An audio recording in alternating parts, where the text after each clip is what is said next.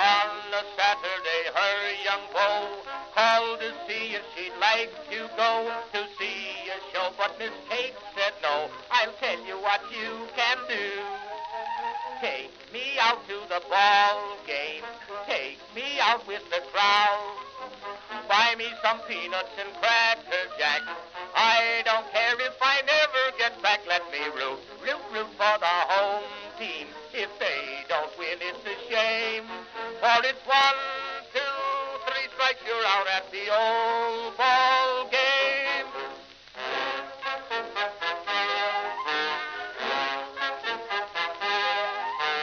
Katie Casey saw all the games, knew the players by their first names, told the umpire he was wrong all along, good and strong. When the score was just 2-2, Katie Casey knew what to do. Just to cheer up the boys she knew, she made the gang sing this song.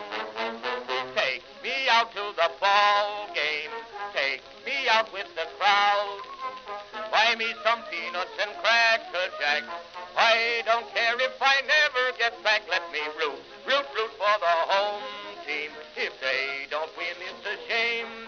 For it's 1, 2, 3 strikes, you're out at the old ball game.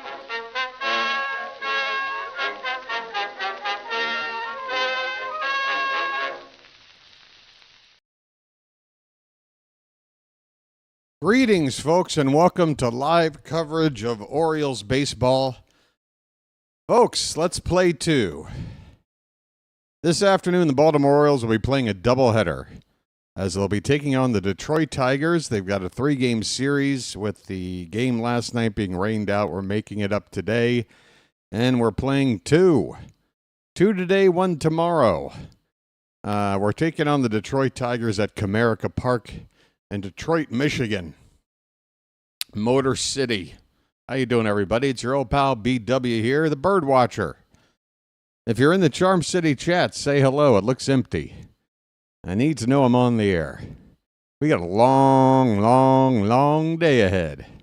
And mine is starting 2 minutes before midnight and should end somewhere around 8 o'clock in the morning. Folks, can I do this? We're going to try. We have a doubleheader today, and we know who's pitching Game 1. We know who we're pitching in Game 2. But last check, the Tigers have yet to announce who their Game 2 starter is. For Game 1, it's going to be Brandon Young. Rain today, and we have doubleheader tomorrow.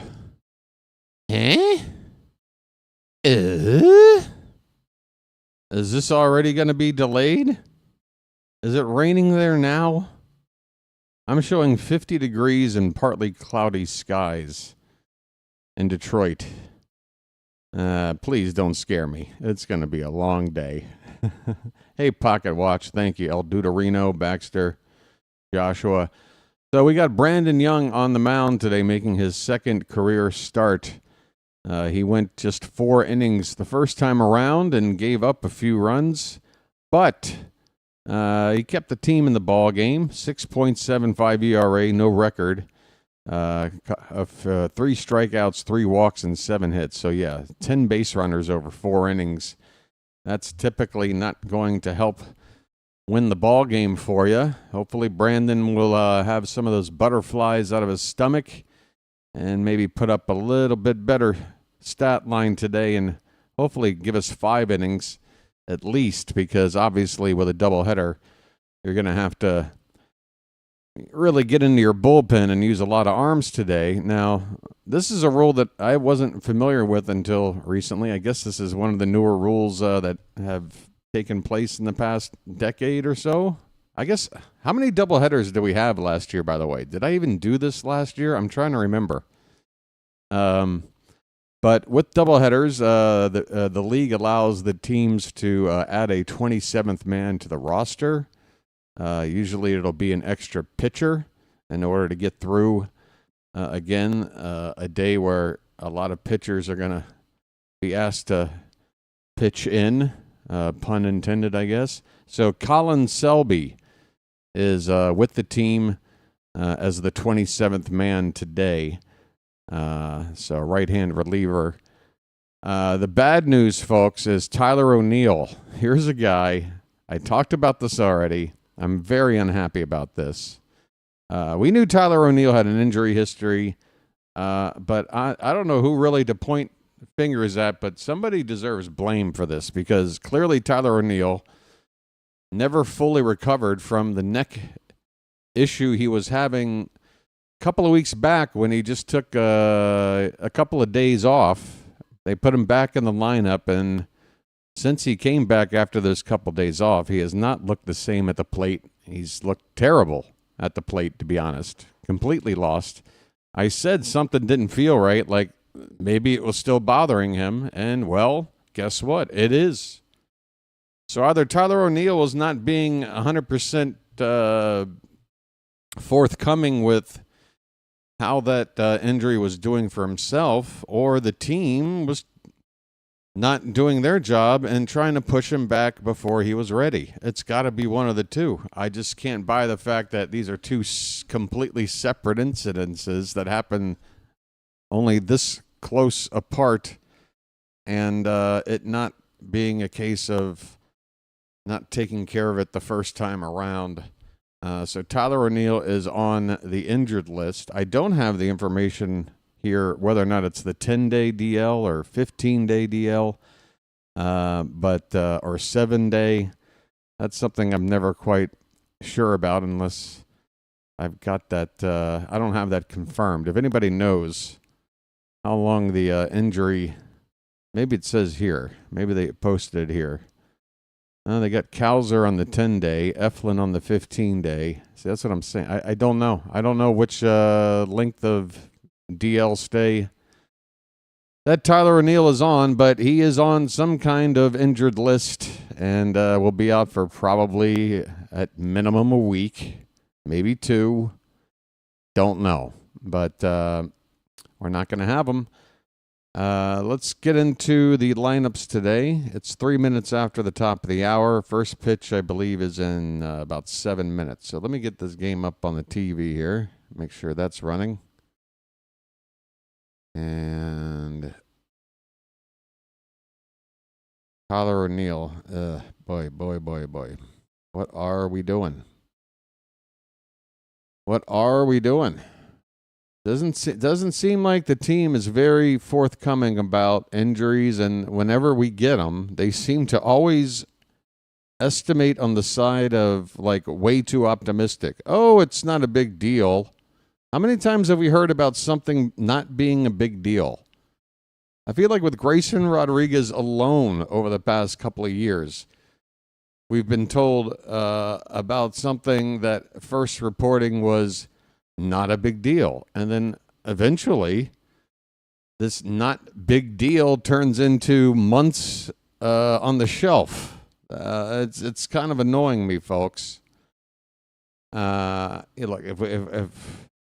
if we're unlucky and we've got injuries just piling one on top of the other, that sucks. You got to deal with it, but you got to be transparent about it, folks.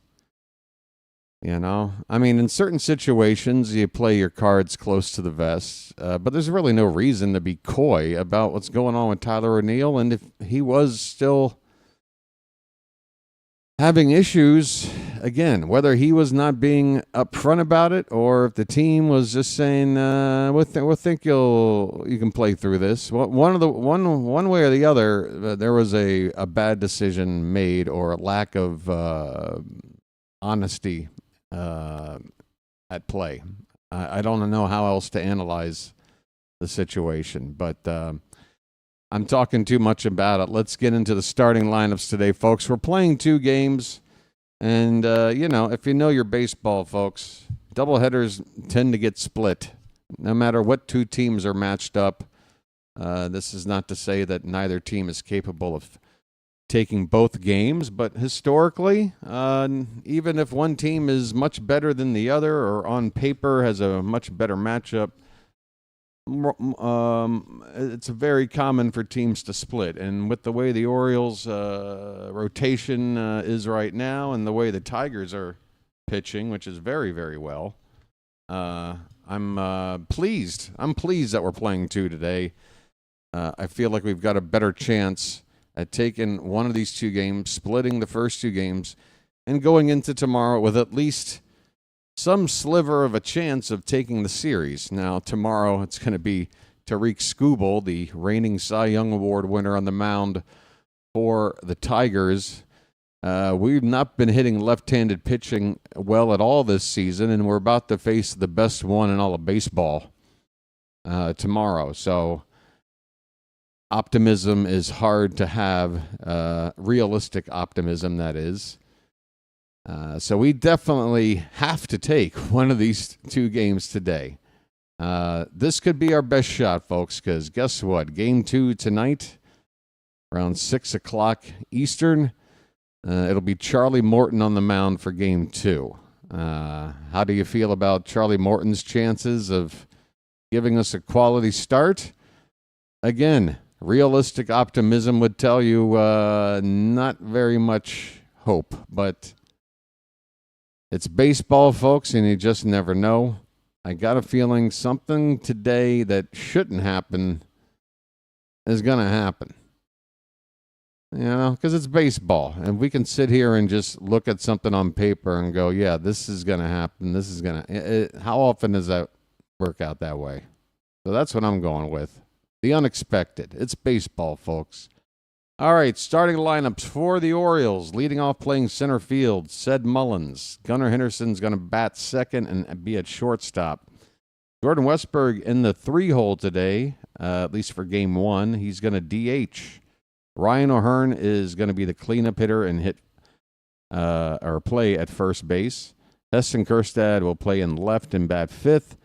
Ramon Arias is up in the 6th spot and hitting or playing third base. Jackson Holliday hitting 7th and playing second base. Doing the catching, Gary Sanchez, and he's hitting 8th. Ramon Laureano will bat 9th and play in right field. By the way, Dylan Carlson is the guy called up to replace Tyler O'Neill. Again, Tyler on the injured list now. Carlson switch hitting outfielder.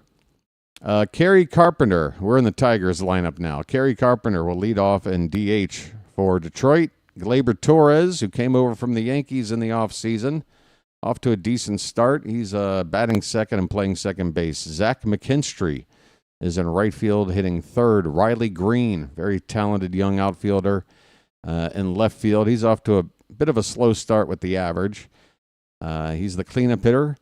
Spencer Torkelson, this guy was like a number 1 overall pick several years ago, and beginning of his career was a bit of a disappointment. Even last season, they were starting to look to phase him out as their everyday first baseman. Well, this season he's gotten off to a really good start, leading the team in home runs and RBI.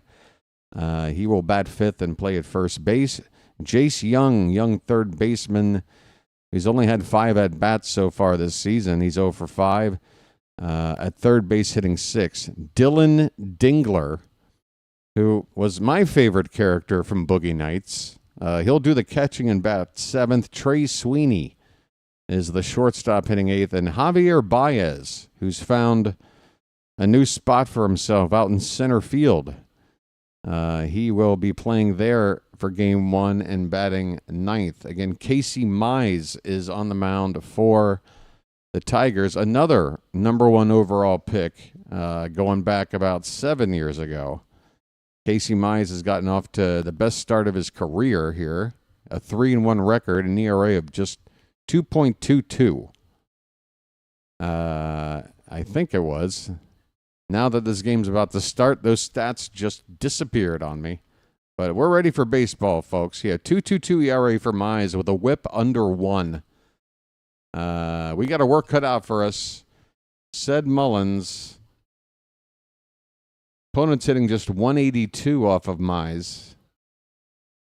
And in 4 starts, he's given up 3 home runs over 24 in the 3rd inning. So he's averaging better than 6 innings a start. Pretty much right on 6 innings. 4 starts, 24 innings. That's 6 per inning or per start. And then you got 1 extra out thrown in there to raise that average up just a hair. But yeah, for a guy to average 6 innings, boy, don't we wish we had a guy like that in our rotation. He's got a 4-seamer and a splitter, a slurve, a slider, and a sinker. And nobody's hitting any of those pitches pretty well, particularly the fastball, the splitter, and the slider. Averages in the 125 to 150 range for those 3 pitches. The slurve and the sinker he doesn't throw very much at all. A little bit better success for opposing hitters. 286 off the slurve. And then the sinker, again, doesn't throw it that often. And I guess he has reason for that because opponents are hitting 333 off of that particular pitch. Everything else, though, he's been tough. All right, folks, let's play 2. First pitch of the ball game to Sed Mullins is in there for a called strike on a fastball at 94. Well said, now you know what to do. And we are underway. Next pitch taken away for ball 1. Tigers come in today with a record of 15-10. The Orioles 10-14. Oh, Mullins goes after a splitter that fell off the table. 1 ball, 2 strikes. Sed's hitting 295, 6 homers, 20 driven in. I think he's up to 5 steals now as well, as this pitch is high. I'm guessing on the 5 steals. I think if I'm wrong, then he's still only on 4, but I think he got his 5th in the last game. This pitch is fouled back. 2 balls, 2 strikes on Mullins. We're just starting the ball game here, folks. As soon as the scoreboard gets up and running, I'll have it up here on the screen. 2-2. Hit up the middle and right to the shortstop, playing right by the bag, but it's a bounce throw into first, and Torkelson can't handle the pick.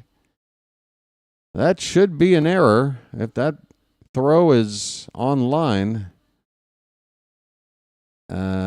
Mullins should have been retired, so that will be an E6 on Sweeney to begin the ball game. Mullins, get on base any way you can. Okay, it looks like this scoreboard's about ready to work.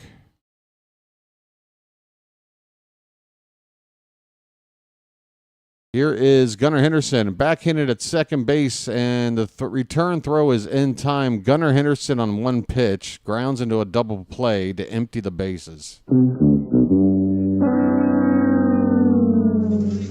Big buck, stop it all. Well, that did not work. 2 down for Gunnar Henderson, bases empty. West is that way. Or for Jordan Westberg, excuse me. Playing on a lot of mistakes today. Swing and a miss on a fastball. Gunnar once again. I mean, how often this season has swinging at the first pitch worked out for him? He's got to take pitches. 0-1 pitch to Westberg's high. 1 ball, 1 strike. Jordan hitting 193.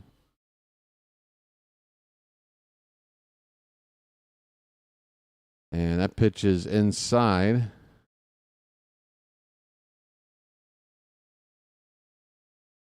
The Orioles wearing their orange shirts with the gray pants. Tigers in their classic white shirt and pants.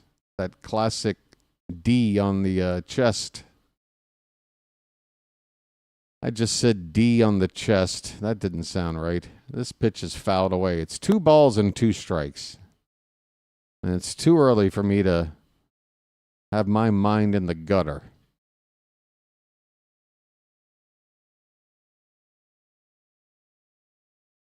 Okay, pitch is bounced, and Mize is going to have to hurry. He picks it up, throws, and Westberg beats it out. Jordan Westberg with a swinging bunt in front of the pitcher's mound.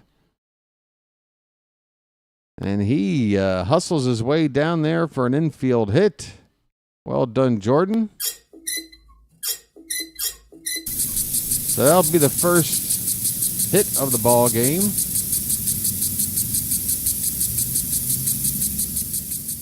And he's definitely safe. He's all the way through the bag by the time that ball gets into the glove of Torkelson. Here's Ryan O'Hearn. Fight's on. Let's turn and burn. And he takes a pitch low and in. Man, if Gunnar just makes the 1 out instead of 2, then we'd have 2 on and 1 out right now. 283 the average for O'Hearn. Pitch. That one's foul back. Just getting started, folks. Long day. I hope you've got a lot of snacks and beverages on hand. I hope you're stocked up. Me, I don't know. I don't know what the hell. I came up with a plan. So far, it's working, kind of. Splitter low, 2 and 1. I do have some what do you call them? MREs, meals ready to eat. 2-1 to O'Hearn. And that's high. Here's a throw down on a steal attempt, and wow, Westberg is nailed trying to steal. We stink at trying to steal bases this season, folks. What kind of first inning was this? We had 2 guys reach base, and this inning ends with only 3 batters coming to the plate. A double play and a caught stealing. Ouch. We go to the bottom of the first. Orioles nothing and the Tigers coming up. I mean, come on. We got 18 innings at least to play today. Please tell me the next 17 go better than that at the plate. I mean, I guess a positive takeaway is we did get a hit in the inning. And Casey Mize, again, not a guy easy to hit. Hopefully we'll learn from our mistakes. Yeah, that felt like a bit of a microcosm, didn't it, El Duderino? A bit of a microcosm.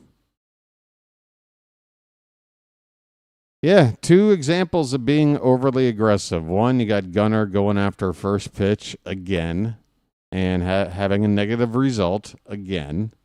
This time hurting twice as much because a double play ball.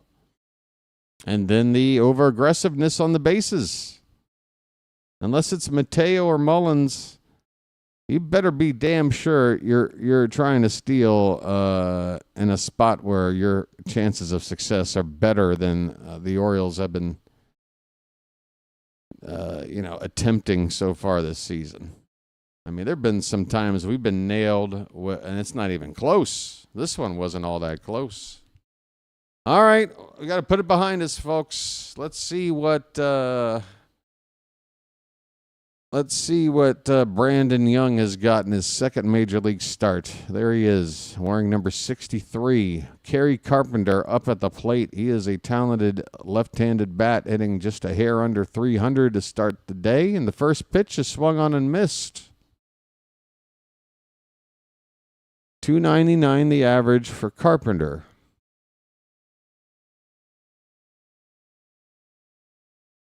And there's a pop-up toward the third base side. Arias in foul ground. There's more foul territory here than most parks. And Arias able to make this catch. Get an easy first out for Young today. Just 2 pitches and a foul pop-up. Promising start for Young. Gets that tough out of Carpenter out of the way to begin the ball game. Here is Gleyber Torres. Boo! Gleyber fouls one back.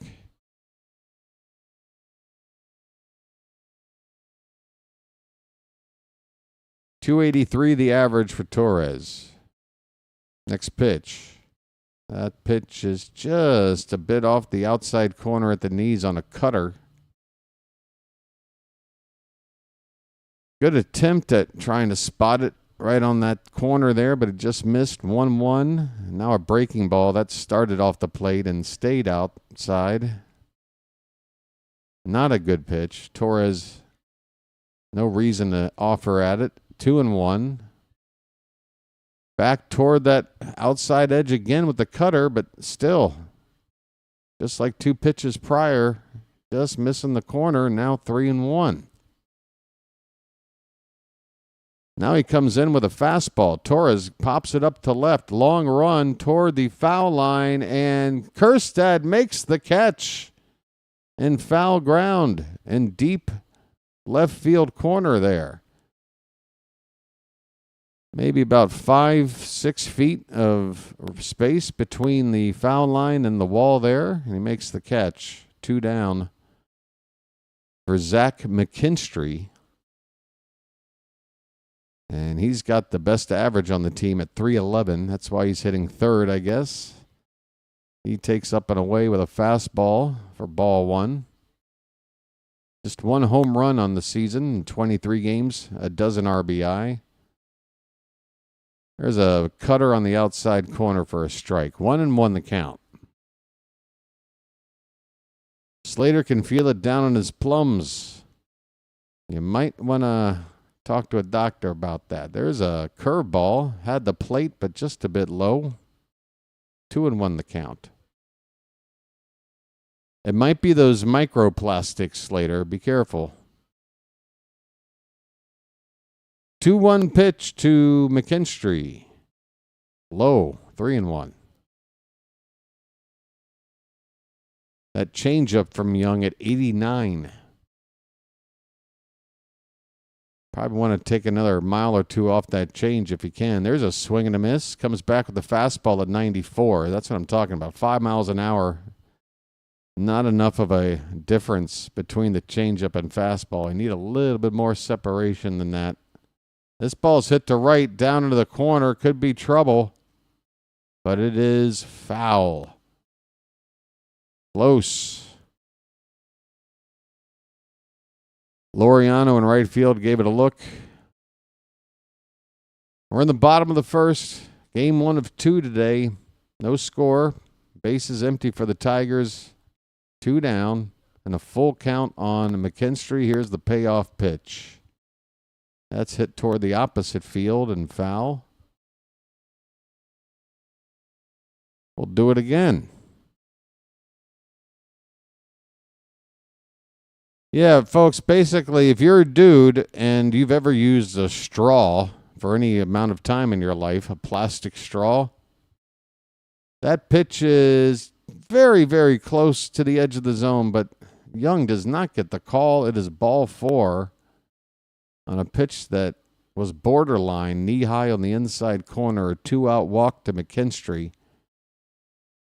So, yes, men in the Charm City chat, if you weren't aware already, high probability that currently somewhere in your scrot are little shards of microplastics. This ball is dunked down the right field line fair, and it's going to put runners at second and third. It's a double by Riley Green, a hustle double on a bloop.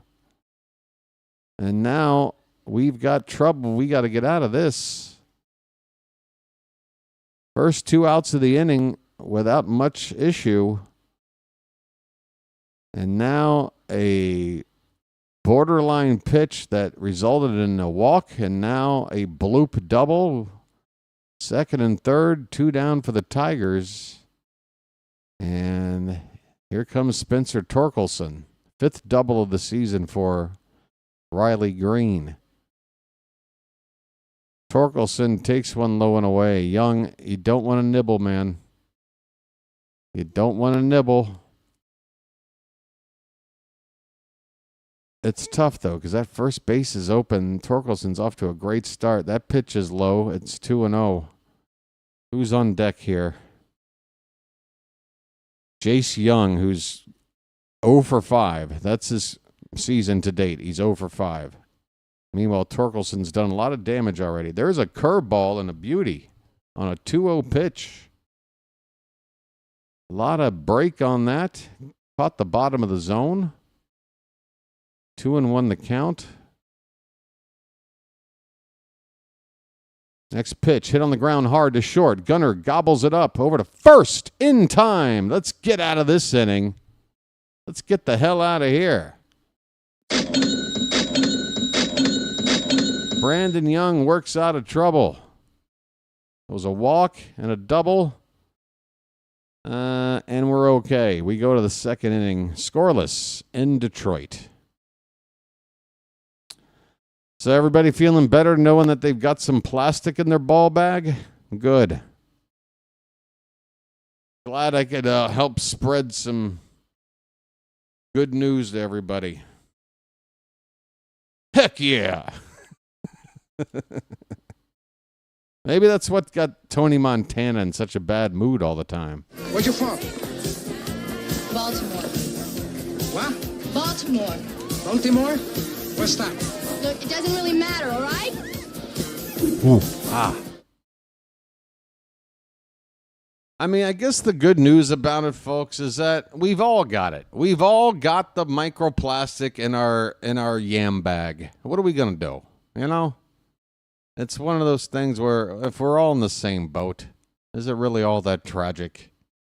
We're here. We've just got some plastic in our balls. It's you know, it's anyway, there's only 17 more innings of game left to call today. And I'm already talking about plastic in your balls. A couple of lewds. She'll love me in the morning. Wait a minute. We're not making Bill Cosby drinks over there, are we, Ryan? What are we doing over there? Be careful now. Hey, you watch me every day. Little bit. Who's Michelle? As in Romy and Michelle?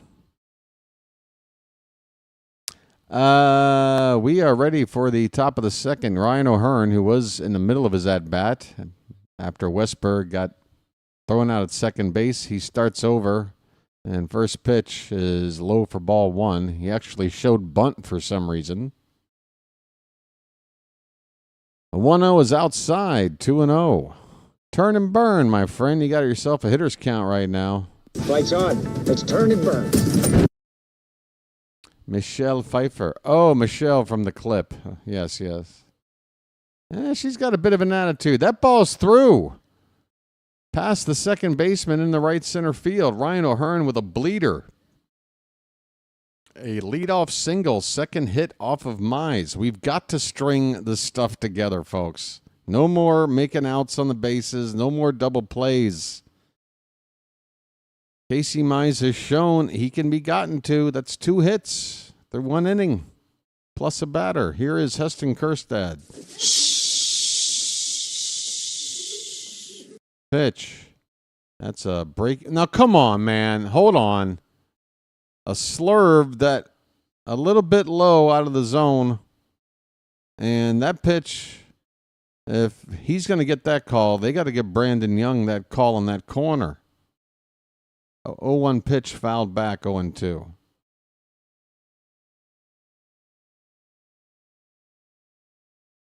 Overcast day, but apparently no real threat of rain, I guess, at least for now. 0-2 to Silent J, and he chased one. Man, you could see him going after a bad pitch before it was halfway to the plate. Kjerstad down on 3 pitches.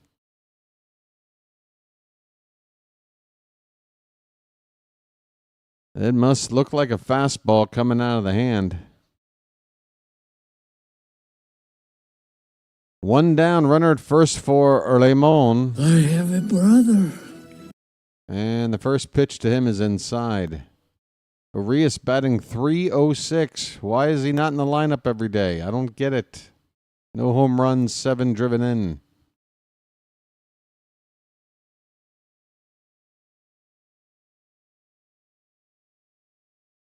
The 1-0. Up and in. 2-0. Mize's command does appear to be a little bit, little bit off. Maybe the fact that he was scheduled to pitch yesterday and was ready to go mentally for that, and now coming out today. For some pitchers, that can affect their performance. This pitch is fouled off by Arias. 2 balls, 1 strike. 1 out, runner at first.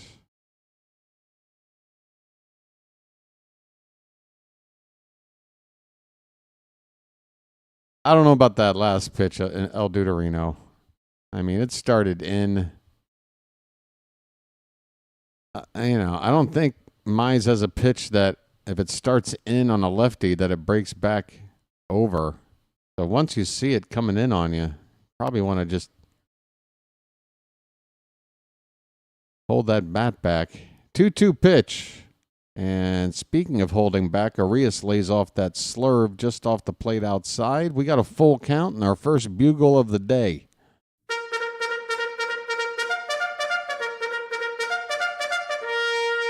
Two times.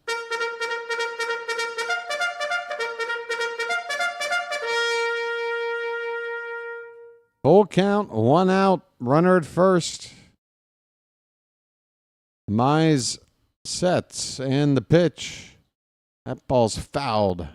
He got a fastball right there, did Arias. Just got a little piece of it, though. Ryan O'Hearn was off on that pitch, and he jogs back to first.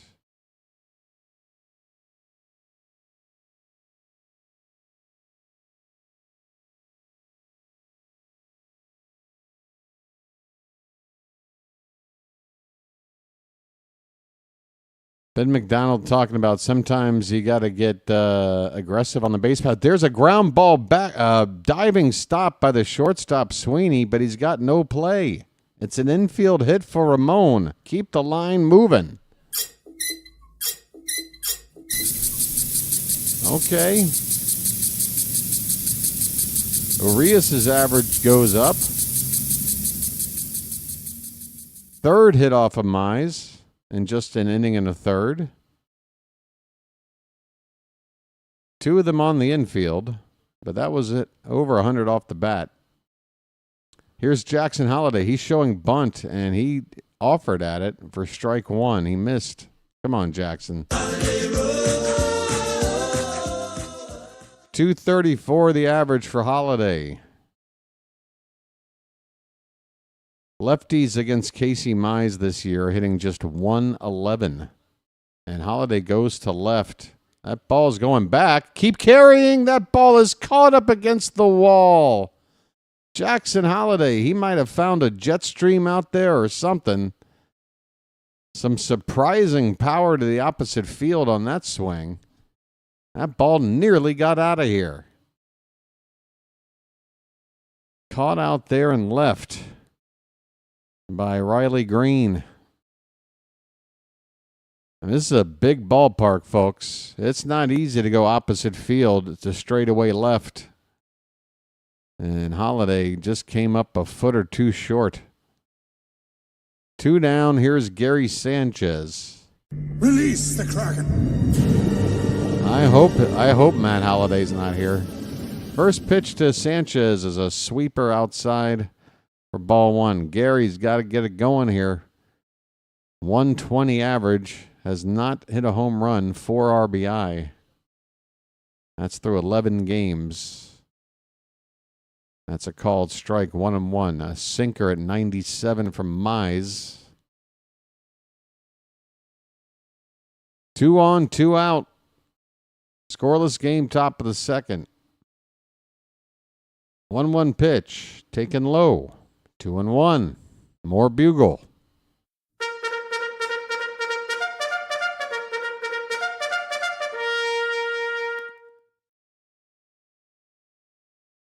Charm City chat. Where you at? 2-1 pitch.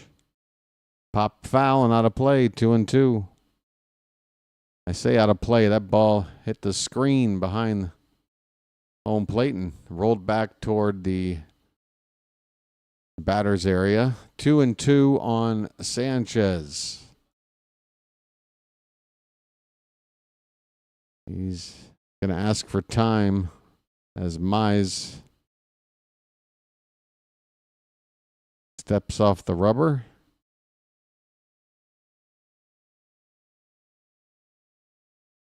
Twos are wild. 2 on, 2 out. A 2-2 count here in the second. Pitch. Comebacker. Past the pitcher and grounded to second. Torres over to first in time to get the slow-footed Sanchez, and this inning is over.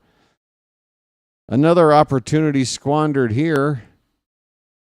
The Orioles leave a couple of men on base, including a runner in scoring position. We go to the bottom of the second, no score. So we've had 4 guys reach base in the first 2 innings, an error and 3 hits. And can't scratch a run. Ay, ay, ay, ay, ay. All right, let's see what else is happening here. There might be some other news and notes from Oriole camp. Kyle Gibson threw a side session today and is getting closer to joining the Orioles. I'm looking at next week. There is currently a blank spot that would be Brandon Young's turn when we play the Yankees, but because of the rain out and no day off between series, Young would be pitching on short rest, and there's no way they're going to do that. Morton would be in the same boat because he's pitching today as well. So my guess is that Kyle Gibson's going to make his debut in that final game against the Yankees. Tomoyuki Sagano and Cade Povich, the other 2 starters against the Bronx Bombers in the first 2 games, which I think we need to feel pretty good about. We know how important those head-to-head games are against the Yankees, who are currently in first place. If we can show up and, have a little luck on our side, a little bit of that Orioles magic, and if we can take 2 out of 3 head-to-head, or dare I say it, a sweep, next thing you know, we're right on the heels. We are right on the heels, just like that. And so I'm happy that Sagano, Povich, and Gibson look to be the 3 guys. No Morton. And no offense to Brandon Young here, but for that Yankees series, I probably want some veterans in there. Here's a swing and a miss. Jace Young. Left-handed bat playing third base. Again, just 0 for 5 on the season, so this is probably just his second start. That pitch is high, 1 ball, 1 strike. That fastball was at 92, and again, Young had a changeup in the previous inning at 89. That's a 3-mile-an-hour difference. That's not going to work. Curveball fouled away off to the right. 1-2 on Young.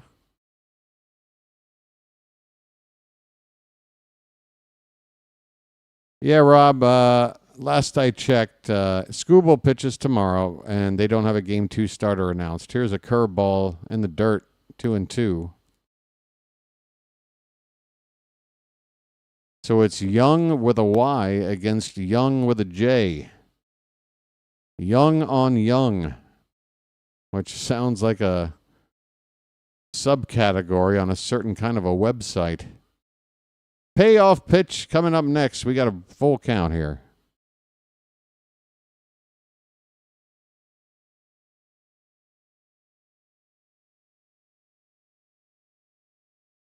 Payoff pitch is low and away for ball 4, and that's a leadoff walk to a guy that doesn't have a hit yet on the season. Not good. Brandon Young's got to lock in here. Bottom part of the order coming up here. Nobody out. Runner at first. Dylan Dingler.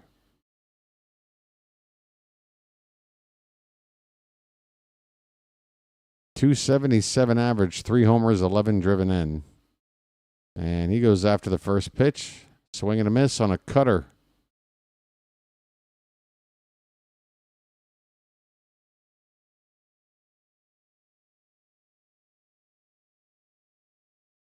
See who's the umpiring crew for this series. 0-1 pitch is hit on the ground. Third base. They go to second for one. The relay throw is not in time. It was a valiant effort by Arias and Holiday to turn two, but just couldn't get it around the horn quick enough. They do get the lead runner. He'll go down as a fielder's choice. And, yep, that is safe at first. So I'll bring up Trey Sweeney.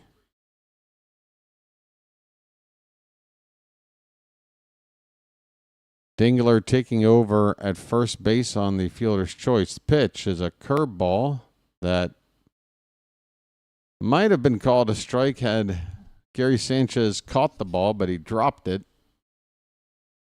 It was on the outside corner at the knees, but that drop might have killed any chances of getting a strike call there. 1-0 on Sweeney. Runner at first, one away. And a swing and a miss. Foul tip. You could hear it.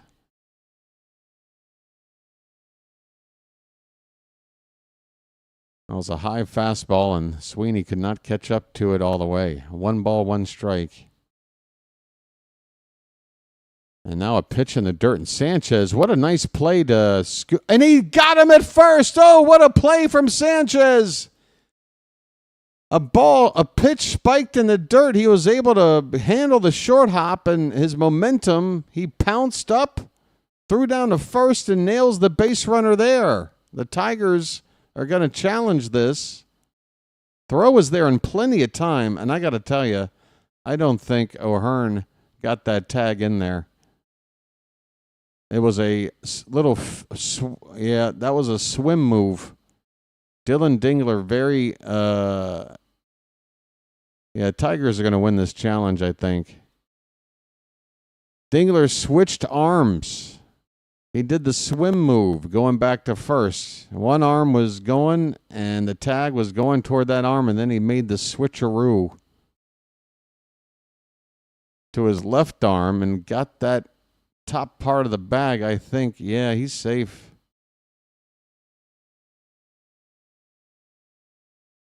And the challenge is won by the Tigers. Still, bravo to Sanchez for that attempt. So we got a runner at first still. There's a 1 away, and now a 2-1 count on Sweeney at the plate. That's in the dirt, 3-1. You say that, Chilo, but I'm giving credit to Dingler for making a very slick play there. It's not like that play a couple of nights ago where Gunnar got that throw down to second, and all he had to do was just put the glove down on the base. Runner would have slid right into it. But this was a different situation. Meanwhile, we've got more traffic on the bases for Brandon Young as Sweeney has drawn ball 4. Dingler moves up to second. 2 on, 1 out for the number 9 hitter, Javier Baez. He's still playing pretty much every day, folks, Javi Baez. First pitch to him is right in there. No? I missed outside. Honestly, as the pitch came in, there was a glitch. Like a frame or two that missed, and I thought that pitch went in there. The 1-0, that's on the outside edge. 1 ball, 1 strike.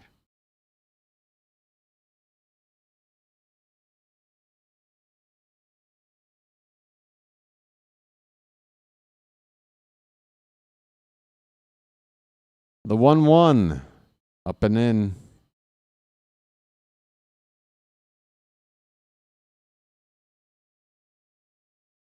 Pitch count starting to be a concern here for Young. He's closing in on 40 here with only 1 out in the second. That ball is lifted over the head of short and into left center field. That's going to score the first run of the ball game. And the throw into our second base, Baez, just hit himself an RBI double, and the Tigers have second and third with still only one out. They lead it 1-0.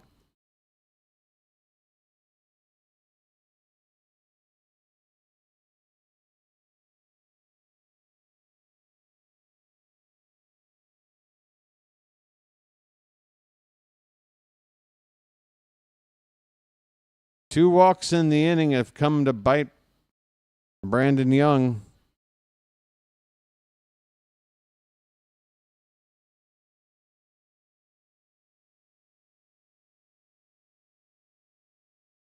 And now you got the top of the order up, Carpenter. Drew French is out to talk to Young.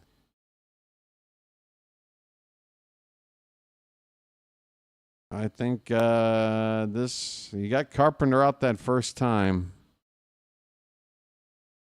This is a tough call, folks.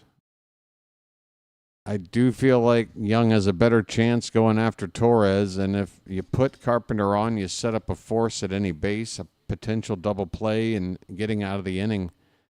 But if you do put him on and you don't get out Gleyber Torres, then this could turn into a lopsided score really fast. First pitch to Carpenter, he gets a curveball and fouls it back. So Young going after Carpenter, at least to begin this at bat. And he's ahead of him 0-1. Robert coming in with a super sticker. Pitch. Swing and a miss on a high heater. It's 0-2. Okay. So that eye line of Carpenter has got to be a little confused. He got that breaking ball that started up and then broke down, and now a high fastball. He wasn't ready for that.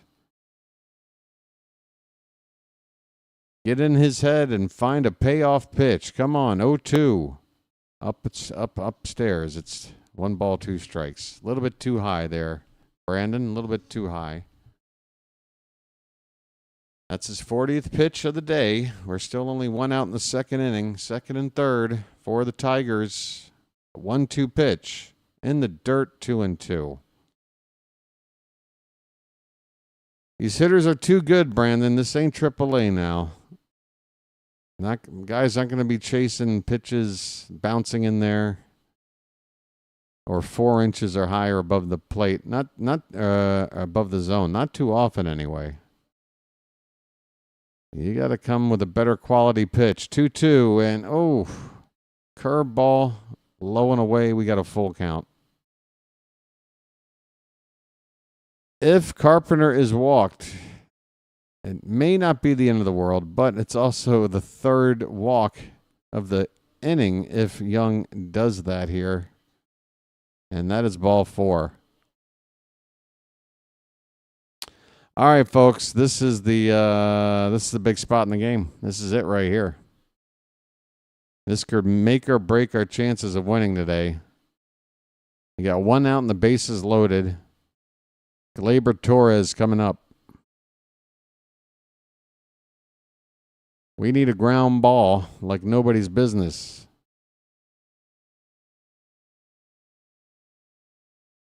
First pitch popped up center. Mullins, his arm isn't too strong. He's going to hit the cutoff man at shortstop, so it'll be a sac fly. Trey Sweeney scores, and the Tigers lead it 2-0, 2 down with runners at first and second.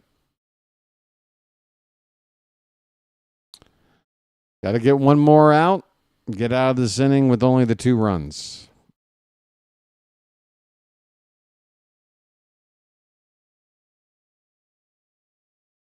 Zach McKinstry walked his first time up. First pitch to him inside.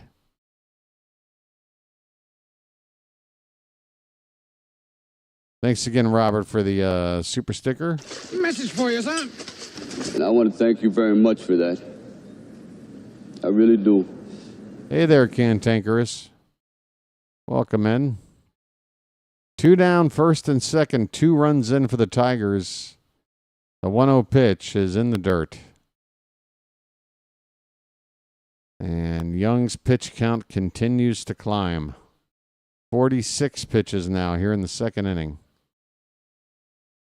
But let me clarify. 46 total pitches with 2 down here in the second inning. And that pitch is outside. It's 3-0 on McKinstry.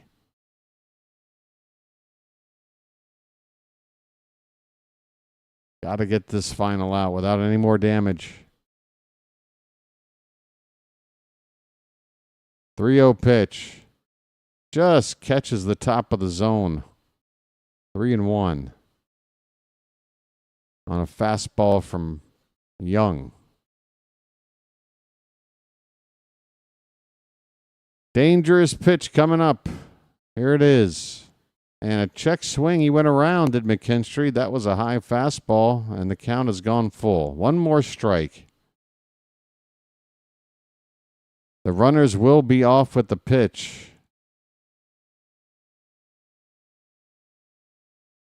Here it comes.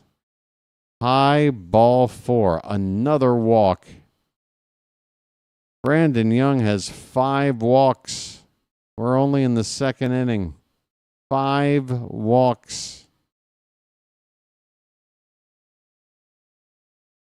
And now you got Riley Green up there, who's already gotten an extra base hit today. To be fair, it was a bloop shot, but he's a dangerous bat, and now he's up there with the bases loaded, 2 down. First pitch is fouled off to the right. In his career, 6 for 18 with the bases loaded.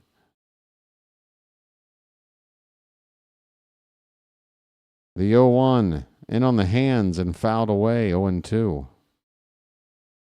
1 strike away from getting out of this really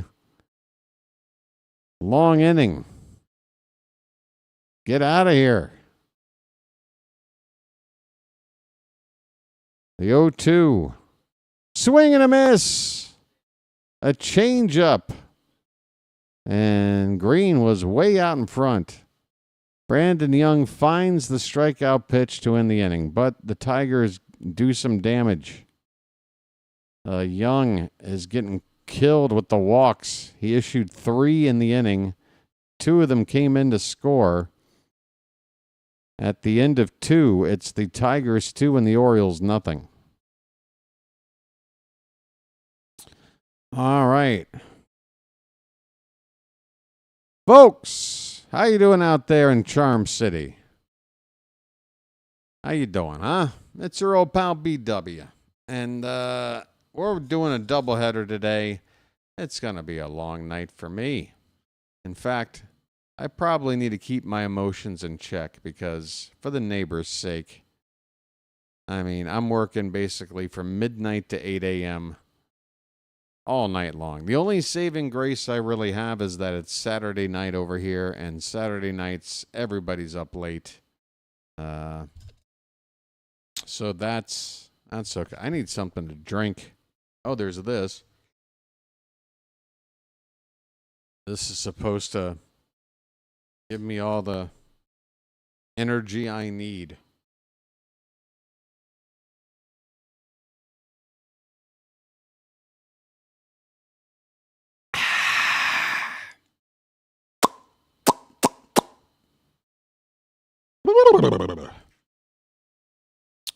So yeah, folks, if you're here and you haven't hit the like button already, just a gentle reminder, please smack that like button.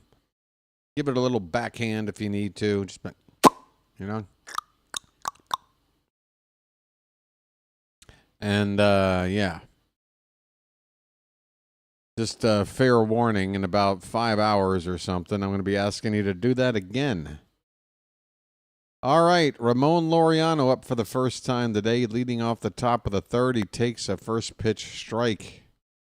Ramon just threw a rock at me. Next pitch is popped up to left. That ball could drop. Nope. Baez. Oh, a snow cone from Baez. as he makes the catch in center field, and he puts his hand to his chest as if to say, that was close. Snow cone out there. One away. Back to the top of the order. Well said, now you know what to do. Said looks at a fastball for strike one. Saturday, Saturday, Saturday, Saturday, Saturday, Saturday, Saturday. Mullins fouls it away. It's 0-2. Is it all right for fighting, though?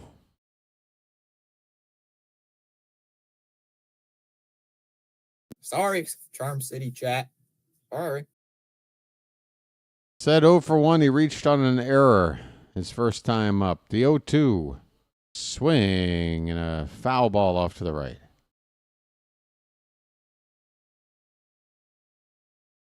Yeah, Rob, and with this being a doubleheader, it's going to be awfully hard to take him out, on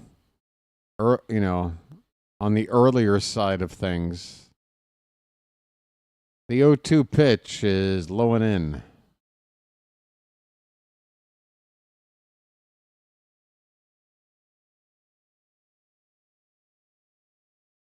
Hello! Low again, 2-2 on Mullins. Orioles is cooked. All right, well, great. I'm hungry. Serve them up. Get me a plate. I'm starving. 2-2 pitch. Swung on and a foul tip that dribbles behind home plate. 2 balls, 2 strikes, 1 out. Mullins working on another long AB here. Fouled off a few pitches. Got a 2-2 count. And here comes the next one from Mize. That's a slurve. Swung on and missed. And down goes Mullins. 2 away with the bases empty. That'll bring up Gunnar Henderson, who hit into that double play ball on 1 pitch. His first time up. That set the tone for what has felt like so far a case of missed chances. Now he takes the first pitch and he gets a splitter right at the knees for a called strike.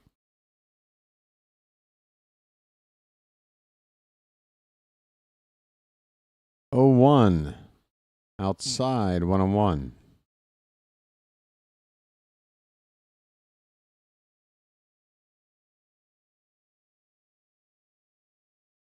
Gunnar, we need to get that bat going again, man.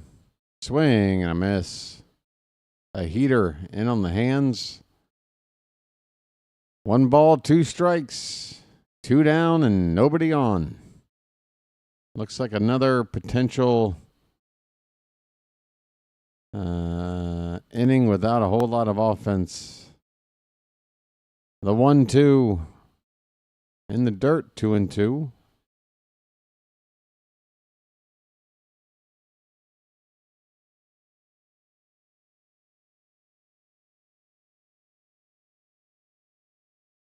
Two balls, 2 strikes, 2 out. Pitch. And that one's golfed into right center field. That ball is going back and caught out there by Javier Baez, who makes a basket catch. Again, big ballpark here, one of the bigger parks in the league. Every home run here is earned. You got to poke it. You really got to give it a poke. We go to the bottom of the third. It is 2-0 Tigers. And we need to show some signs of life. We need to show some signs of life. I mean, man, Cade Povich rescued the offense. Offense gave us 2 runs, and Povich said, fine, I'll only give up 1, and we win. Now you got a kid out there even less experienced. He needs our help. The bats have got to wake up. And when we get runners on, we got to be smart. Aggressive is okay. But that is only a result of being smart. Be smart first, be aggressive second. There's a time for everything. That was probably not a good time for Westberg to try to steal. And Gunner swinging at a first pitch for that double play ball. These are things we have to do better, people.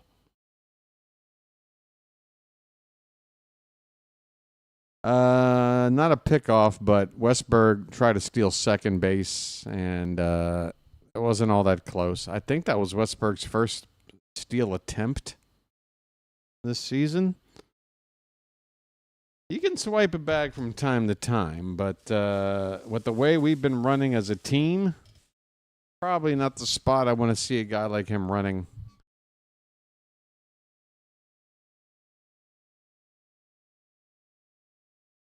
Dang. David, watch the language now. What happened here? Torkelson on the first pitch hits one that pretty deep center, but Mullins, a lot of room out there.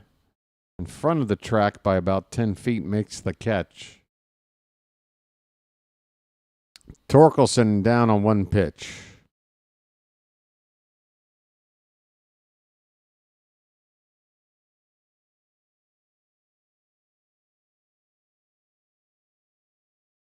Prawley 10 feet from the track. Prawley. Jace Young up again. He walked his first time and he fouls one off here.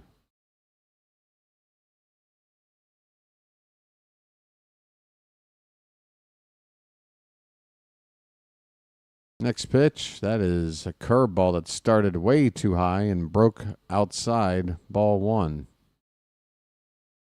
Mullins is a man, it looks like the loneliest man in the world out there. So much room out there in center field and between the gaps. You definitely want a Gold Glove caliber center fielder playing for you in Detroit. 1-2. That is fouled off to the left. One out, nobody on, bottom of the third. 2-0 Tigers. Game 1 of 2 today. And it might be time for your boys' first lucky in the next half inning. This pitch is fouled away. Still 1-2. In fact, I got a special lucky that needs a little bit more maintenance. I might as well finish this thing. That pitch is low. 2-2 the count.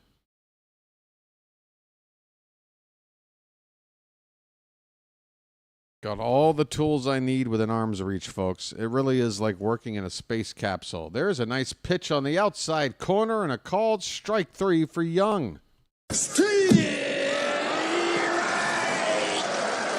Well, y'all come back now, you hear? 2 down, bottom of the third, bases empty. Can Young get himself his first 1-2-3 inning?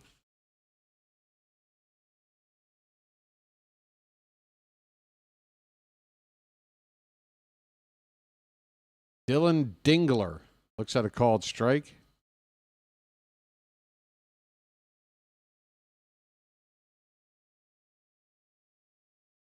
The 0-1 in there, strike 2. There you go, Brandon. Just start pumping strikes in there. Pump it up. You got to pump it up. The 0-2.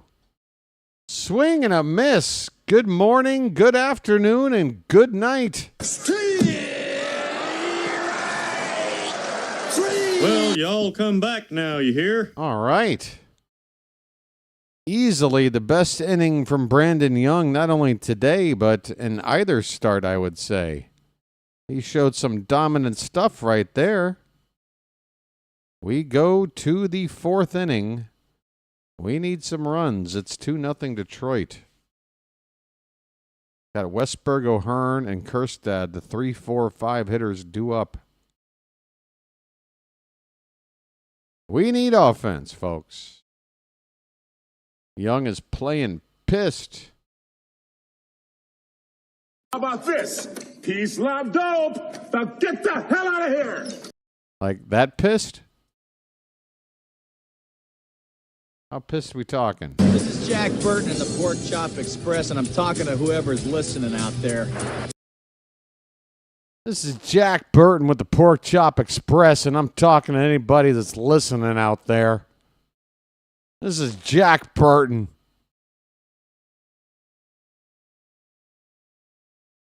Hey, folks, you know I'm a huge, huge fan of 80s movies, and I really love 80s bad, raunchy type comedies. You know, after they came out with Animal House in the late 70s, it was a solid decade or more of movies trying to cash in on the Animal House blueprint, if you will. And I grew up on these movies as an 80s kid, watching these 80s raunchy comedies. Some of them super raunchy, others just trying to be, but really aren't. I watched a movie last night that I've probably seen 50 times, and I'm not proud of it. A little piece of crap called Moving Violations, 1985. Anybody ever seen this hunk of junk? It stars Bill Murray's brother. And no, not Brian Doyle Murray. The other Murray, who I've only seen in one other movie, and that was with Bill Murray. He played his brother in the movie, Scrooged. First pitch to Westberg is popped up on the infield. Shortstop Sweeney calling off his teammates, makes the catch. And the leadoff man makes a first pitch out on an infield pop-up. We've got to stop doing this. We've gone from a team that's been home run dependent to a team that has to swing at first pitches and get bad results and keeping the pitch count down on the opposing pitcher. It is not working. Ryan O'Hearn takes a first pitch strike. Well, West is that way. I mean, it's not the end of the world to just take a pitch and it's a strike. It's not the end of the world. He's still got 2 strikes to work with. O'Hearn, that sounded good. Opposite field, going back, looking up, and that ball is gone! O'Hearn says, give me pitch number 2 and I'll show you what I can do. The Orioles get one back. Ryan O'Hearn to the opposite field for his 4th home run of the season. Bye-bye, birdie. Folks. It's magic, you know. It's magic. On a magic carpet ride. On a magic carpet ride. You believe in magic. Splash it up. Splish, splash, I was taking a bath.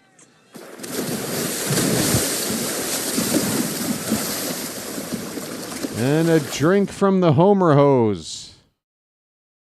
Kerstad at the plate. First pitch is a strike. Next pitch, swing and a miss. Man, Kerstad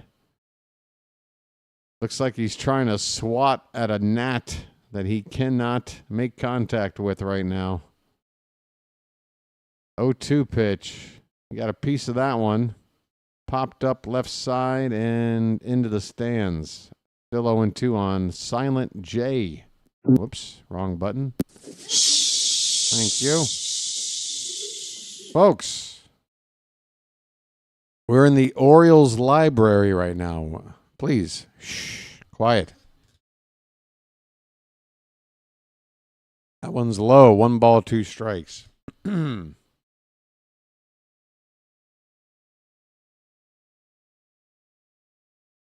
Everything within arm's reach. 1 out, a run in. The 1-2 to Kerstad. That's in the dirt, 2-2. Mize throwing that breaking ball in the dirt a lot, trying to get guys to chase. Some have, some haven't. 2-2 pitch. Swing and a miss, and Kerstad is struck out again. At least this time it wasn't on 3 pitches. 2 down, nobody on. Ramon got an infield hit his first time up. I have a brother. Okay, you may resume normal chatter. First pitch to Arias, and that one's up the middle and a base hit. Ramon, how about 2 for 2? I'm done, folks. Everyday player until further notice. You know, if you want to DH Westy and sit Mountie against righties, I got no problem. Get Ramon in there. Against lefties, if you want to play him over Holiday, I got no problem with that either. Get him in there. Just every day. I mean, give him a day off too every week or whatever, but Ramon has earned it. Here is Holiday. And he takes a slider in there for a strike. Arias at first, 2 down. A run is in. So that is the tying run now at first base. Holiday 0 for 1. Pitch. Hit on the ground and through the hole. A base hit in the right center. Arias will stop at second. The line keeps moving. We need a 2-out rally. One more hit will tie the game. For extra bases, we can take a lead. It's going to be up to Ramon Laureano. Hitting 9th and facing a right-hander. Probably the lowest percentages on paper of these bats in the lineup for cashing in this. Oh, I'm sorry. It's Gary Sanchez. Excuse me. It's Sanchez at the plate. All right, so I amend my statement. Sanchez, probably on paper, the least likely to come through in this spot, but that's why he's due. Chilo, give me a chance. I love how Chilo wants to correct me. What was it the other day? I said Brandon Young instead of Jacob Young once. Oh, boy. Chilo, trust me. If it's a major, mistake, or if I haven't corrected it within 5 seconds myself, just give me a chance. Swing and a miss, 1 and 2 on Sanchez. You know, in a given game, I have to say about 1,300 different things. Just plan on maybe 5 of them being wrong momentarily. Give me a chance. Thanks. 1-2 pitch is low, and there goes the runner back to second on a throw down by Dingler. Arias was far off the bag, but he does get back safely. My goodness, if we got caught there, I'm turning my table over.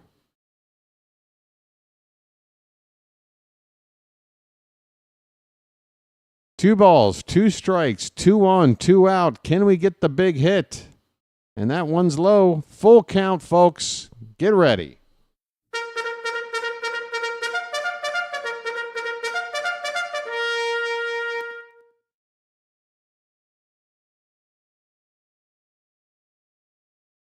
I command you to get a hit. The pitch. Swing and a miss.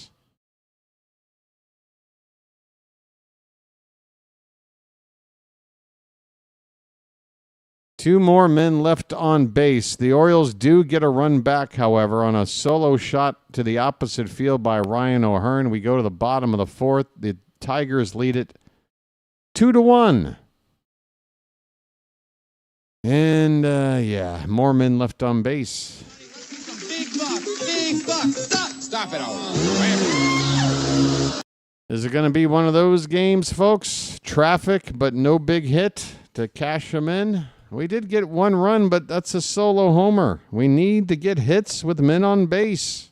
Come on. Come on, people. All right, I'll be back here in 2 shakes, okay? Chill out. And I'll be right back.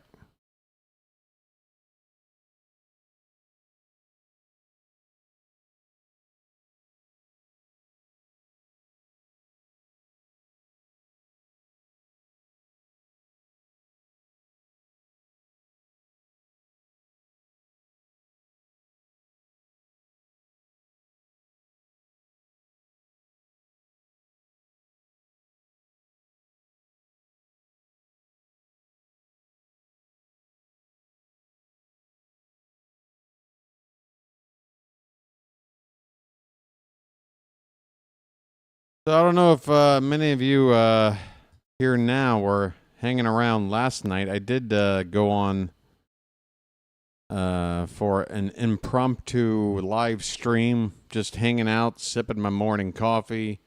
Hate watching the Yankees, and it worked, by the way. It worked. I hate watch the Yankees. I think I'm 3 for 3 when I do that. Yankees lost as Devin Williams blew the save in the 9th inning. The Blue Jays with the win.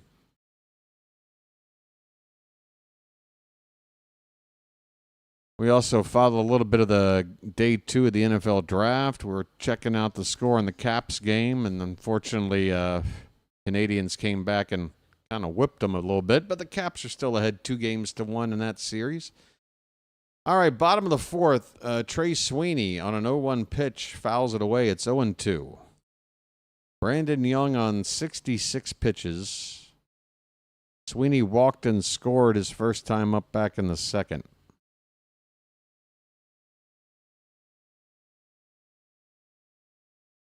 Swing and a miss. A changeup low.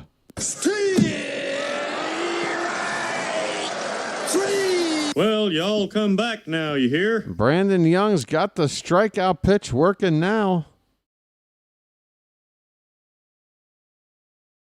You got to get in these hitters' heads. You got to make them think that those pitches falling off the... Look at that curveball. A beauty. A hard-breaking curveball perfectly spotted at the knees on the outside corner to Baez. And now another curve, and Baez has to reach for it. Can only hit it softly to short. Gunnar looked like he double-clutched maybe. Barely got it to first in time. In fact, Baez signaling for a challenge. And the Tiger says, we want to review this. Gunnar Henderson, man, please don't tell me you just goofed. He definitely double clutched. And let's see. The runner is safe. The runner is safe. Tiger is about to win their 2nd challenge of the day. Gunnar is going to have an error.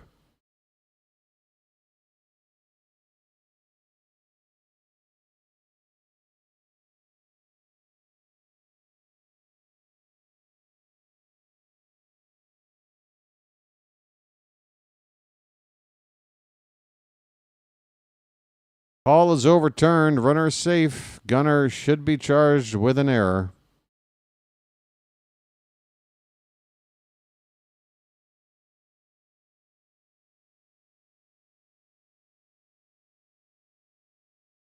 Are they not giving him an error on that? They have to. He double clutched. If he doesn't double clutch, he gets him. That's why it was bang bang.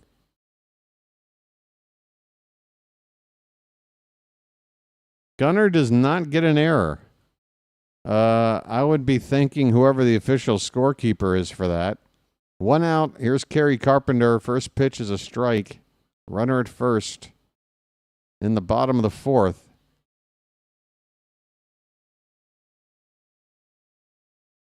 That pitch is way high. Sanchez has to jump up out of his crouch to get it. How is that not an error?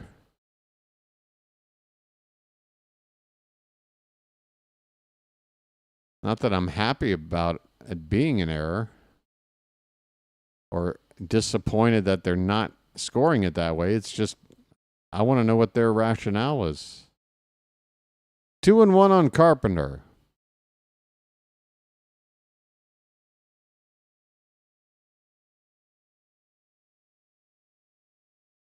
And the pitch.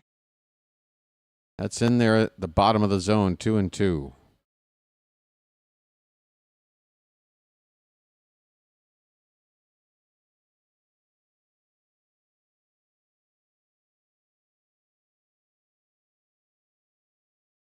Gleyber Torres waiting on deck.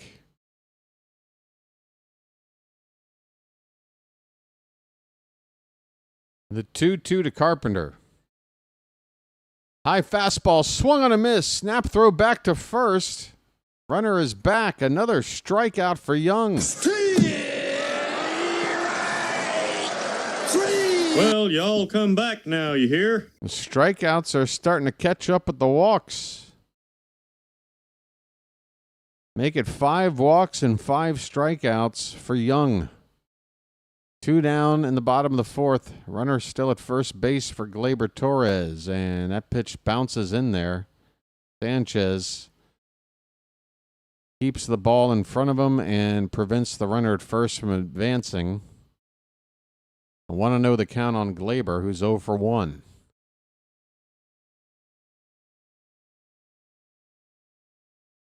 "75 pitches from Young so far. There's a called strike, 1-1. If he can get this final out right now, he's got a chance to finish 5 innings, and if the Orioles can give him something, maybe even qualify for the win. 1-1 pitch. Look at that. A curveball taken for strike 2. One more strike. Let's get out of this. Let's put that misplay by Gunnar behind us.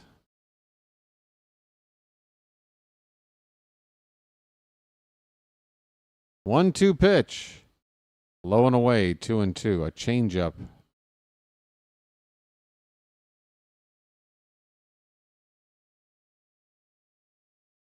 It was a close pitch. 2 balls, 2 strikes, 2 out, runner at first. And Young with a snap throw over there. The runner back there at first.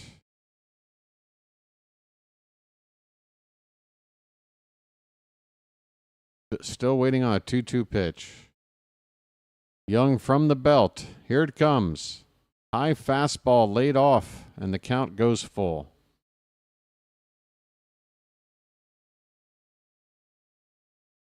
Another situation where the runner for the Tigers can take off as soon as Young goes into his delivery with a full count, 2 down. Pitch number 80 on the day. The payoff to Torres is swung on, hit in the air. Mullins is right there in center waiting, and he makes the catch to end the inning. It hasn't been pretty, folks. Brandon Young has issued 5 walks through 4 innings of work, but guess what? He's keeping the team in the ball game.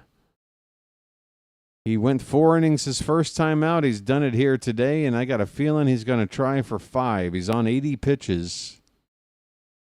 We head to the 5th inning. It's the Tigers 2 and the Orioles 1. We got some out-of-town scores happening now. Some early games going on.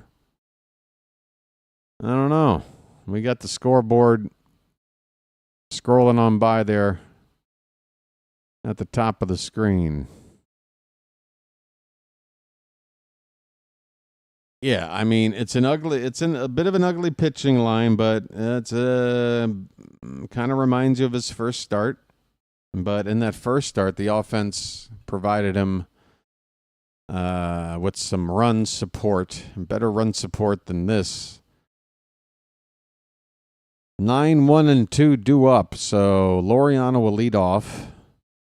If he somehow amazingly could get on base, that sets us up nicely with the top of the order. If not, then you got that first out of the inning, and now you got to try to come up with a rally with 2 outs to play with. Let's figure out a way for Ramon to get on base.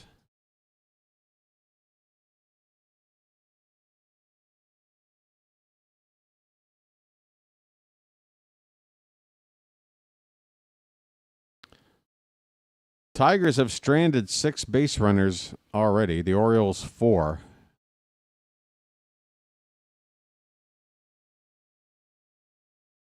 We've out hit Detroit 6-3. Laureano is up. First pitch is high. A slider. Ball 1. Ramon just threw a rock at me. Well, I would probably file a police report if I were you. Pitch number 70 of the day for Mize is up and in. 2-0. 2-0 on Laureano. Take another pitch, dude. You are the leadoff hitter of this inning. With the top of the order coming up after. You got a 2-0 count. Take a pitch. He goes after a fastball anyway. A sinker, fouls it away. It would have been called a strike either way. The 2-1 upstairs, 3-1. Come on, get him on base. Get him on base. That pitch was pretty wild. Come on, Ramon. If it's middle, go after it. Otherwise, lay off. We need that guy on base. Oh, that was ball 4. Damn it, man. Up and in on a fastball. Swing and a miss, full count. Come on, man. We got to have a better eye than this. Full count. Payoff pitch. That one's lined right to short, though, on a bounce. Sweeney to first, and Laureano retired. All right, Said. You know what to do. You know what you can do on one pitch, one swing. Well said, now you know what to do. Normally, I'd be all about just get on base any way you can, but the way this game's going, it might be solo homers, our best shot. Come on, Said. You're 0 for 2. First pitch. Check swing, but it's a called strike on the outside corner.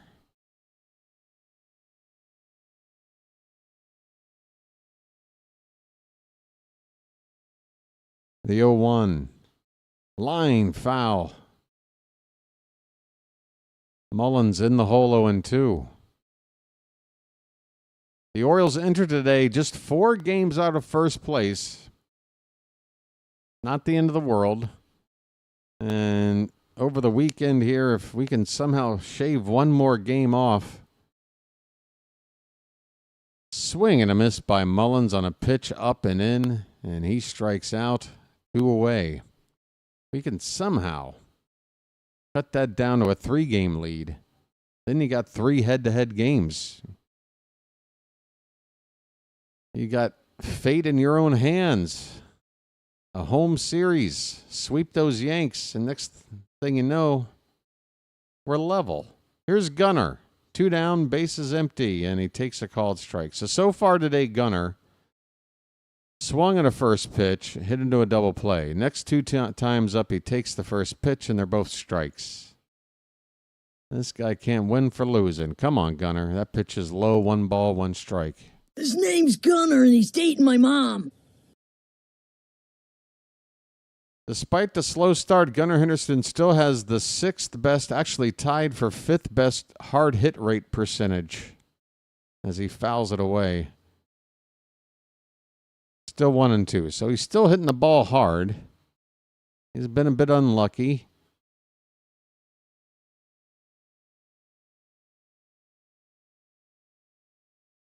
One ball, 2 strikes, and my game just froze.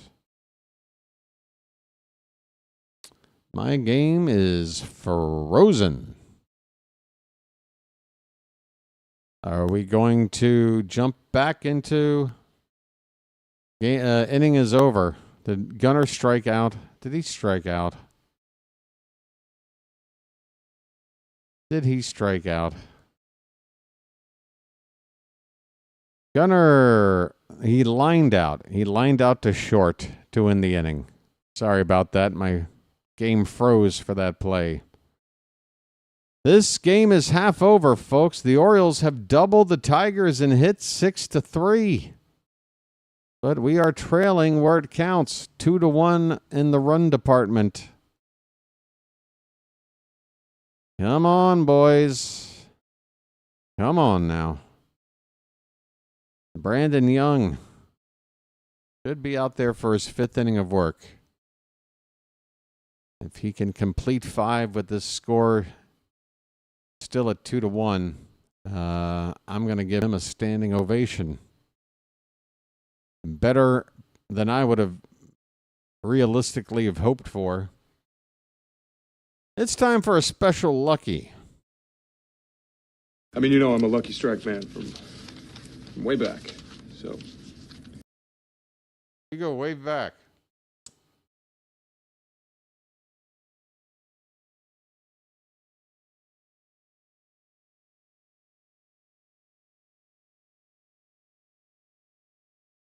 All right. Oh, partly cloudy here at BirdWatcher headquarters. Chances of rain, 25%.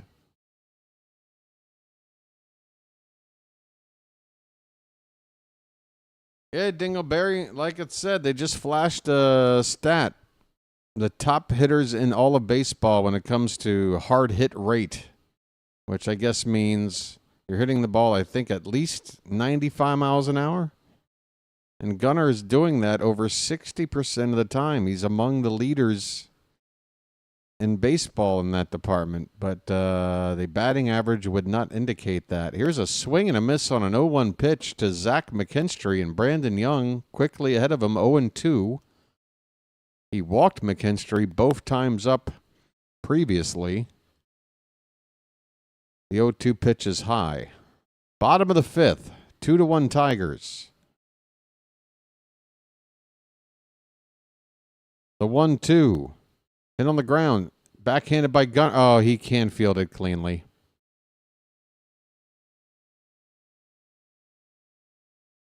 Gunnar. Bro. What were you doing last night during the rain out, my friend? You gotta pick it cleanly, dude. They're not, I mean, if that other play wasn't an error, that's not an error. But you mean to tell me between the two plays that that doesn't add up to at least one error? I mean, the only reason I'm harping on it, folks, is because it's Brandon Young that's on the rope, or on the, what's the phrase I'm looking for? He's on the hook, I should say. Should a run like that come around the score, that counts against his ERA when it really shouldn't. Anywho, nobody out, runner at first. Riley Green at the plate. He's got a 1-0 count. 1 for 2 with a double. Fouled back. 1 ball, 1 strike on a curve ball from Young.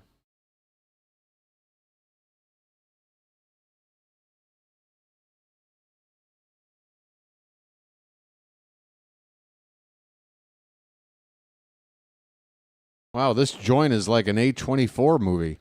Slow burn. 2-1 the count on Riley Green. And note to self, do not do the Muttley laugh while your lungs are filled with pot smoke. Now I'm hurting. That ball is fouled away. It's 2-2. Nobody out in the fifth, and Young now up to 88 pitches. He's going to really have to bear down and get some quick outs if he's going to complete 5. I'm sure the Orioles have somebody up in the pen. I just haven't seen the broadcast team show us who that might be. 2-2 to Green. Low and in, full count. And that pitch felt like the kind of pitch that says Young's getting near the end of his line here. Really would like a ground ball here to get a double play. Full count pitch. Swung on, and that's hit to second. Holiday only has 1 play to first. I believe the runner at first was off with the pitch. So no chance at a double play, but that's the first out here in the fifth. Young on 90 pitches. A runner at second base.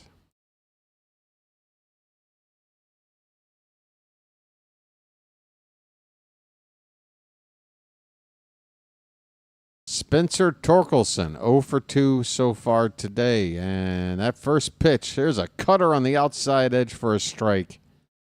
Ump might even given Young an extra inch. But we need it. 0-1. Next offering. Going outside again. This time it's too far out. 1 ball and 1 strike.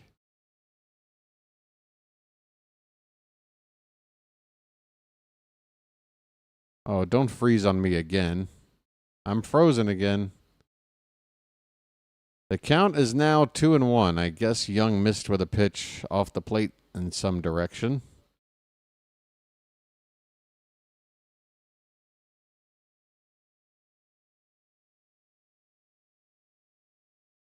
Sanchez waving at Young to take a step off the rubber and reset.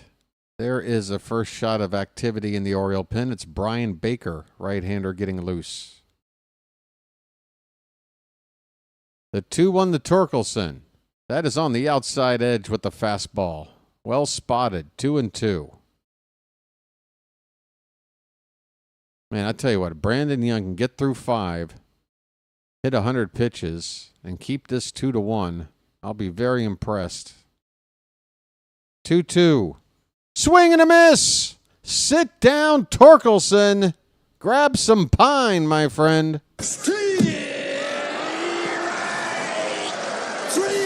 Well, y'all come back now, you hear? Well, y'all come back now, you hear? Well, folks, I talked about this in my Discord. I really feel like with the situation coming up in that final game against the Yankees, as Brandon Hyde is going to come out here, unfortunately, he's going to prevent Brandon Young from qualifying for a chance to win the ball game. Now, of course, we're losing, but if the Orioles were to come back and take the lead in the next half inning, he would be in line to win, but he can't complete 5. It's 4 2/3, and Brian Baker is going to come out here to try to get the final out here in the 5th. So, yeah, folks, because of the rain out, let me go to my talk to you screen.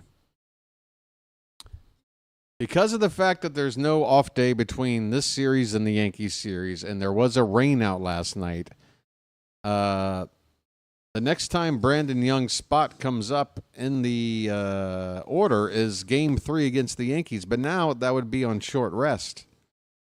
And then you got Charlie Morton pitching today as well. So I think what the Orioles decided to do, and this makes sense to me, is that they're using this doubleheader as an audition for who stays in the rotation and who goes. And if it's a situation where Brandon Young looks pretty good and Charlie Morton looks the same, then I think Gibson comes in and Morton moves to the pen, and we got to kick somebody out of the pen. If it goes the other way, which I already think has not happened, because Brandon Young to me has shown to me that I'd like to see him out there again for another chance. But if for whatever reason going into this game, if Brandon Young had a real clunker and Morton showed signs of improvement, then the reverse, where Brandon Young gets sent to AAA, Morton keeps his spot, Gibson slots into Brandon Young's spot. Either way, there's an open spot for Game 3 against the Yankees on Wednesday, and for my money, that's when Gibson makes his debut, because neither Young nor Morton will be able to be ready for that game. They'll be on 1 day's short rest. So plan on it, folks. It's not official, but Gibson makes his debut, I believe, Wednesday, Game 3 against the Yankees. All right, Jace Young at the plate, and he fouls the first pitch from Baker off for strike 1. Runner at second, 2 down, a 2-1 lead for the Tigers here in the bottom of the 5th. Next pitch. That one's lined, and a base hit up the middle. That's going to score a run. No, it's going to score a run. It's 3-1 Tigers. So we don't let Young stay in there to get the final out. And immediately Brian Baker, first batter he sees, 2 down in the inning. We're just asking him to get one more out with a fresh arm. Instead, he gives up a line drive hit. And the Tigers are back ahead by 2. It is 3-1. And yeah, that run counts against Brandon Young.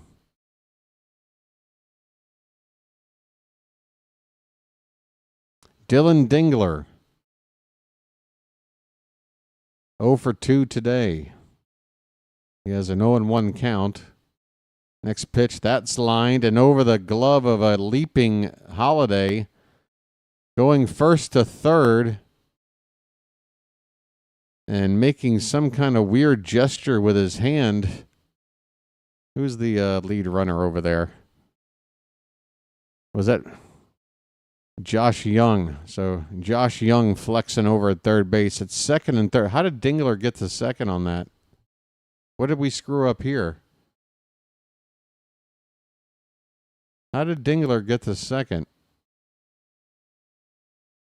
Throw coming into third. It's way the hell offline. And yeah. What is going on? Second and third, 2 down. Sweeney at the plate and a swing and a miss.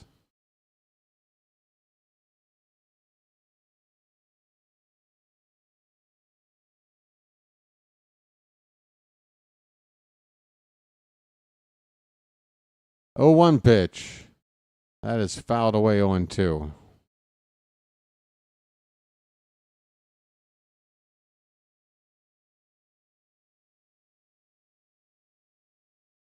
A run in for the Tigers. They lead at 3-1 in the bottom of the 5th. They are threatening for more with 2 runners in scoring position. 2 down and an 0-2 count on Sweeney.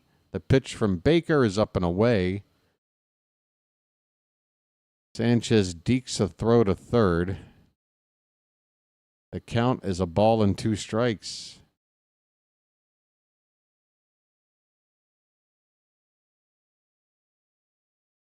Pitch. Outside.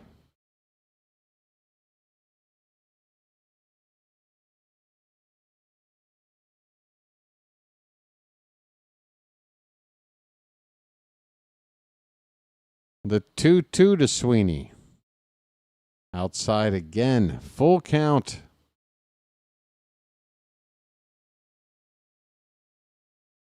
Javi Baez on deck.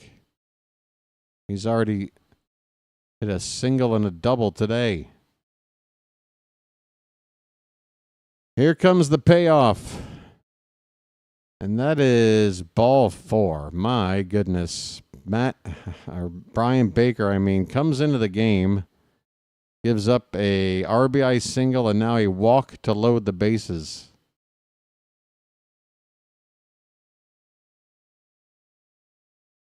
And that'll get Drew French to make his way out to the mound. Bases loaded for the Tigers. And we've got another game on the line kind of situation here. I don't think we can afford to be down more than 2 runs in this game. We went down 2-0. We got one back. I think we can have a shot at winning a close one, but if they go up by more than 2, it's going to be really, really tough.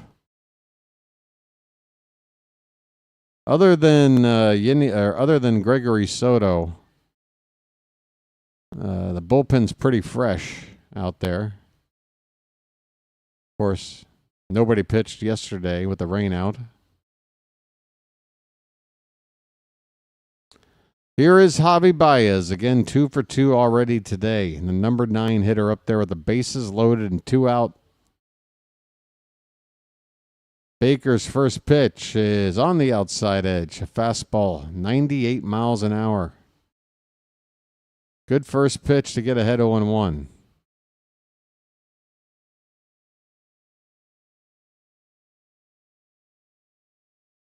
Next offering is over the plate but low. Sanchez dropped it and lost it for a split second.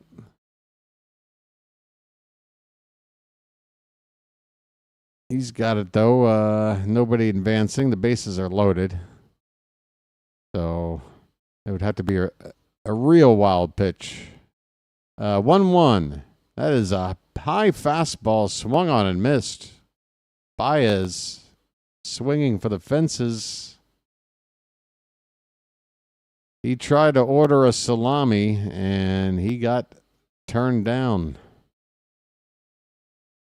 That happened to me once when I went to Wawa. It was very disappointing. Swing and a miss on the heater upstairs to get the strikeout.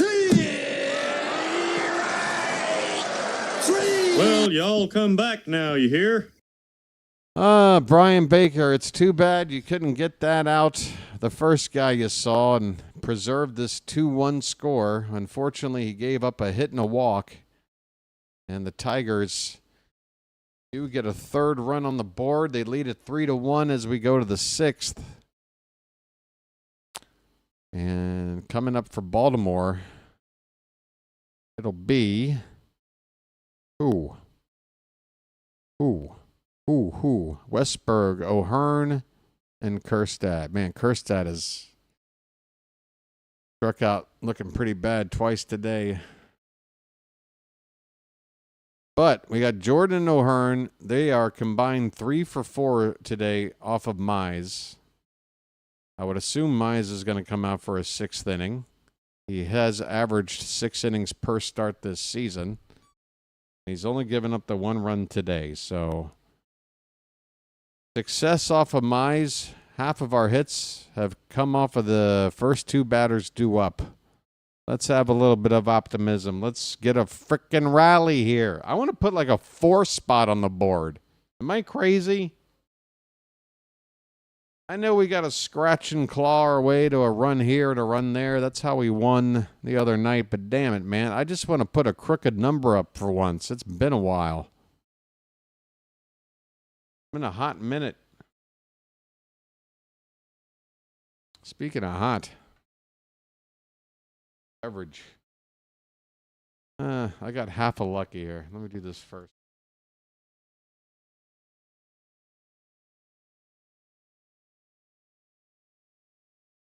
Oh my. Stamina will be tested tonight.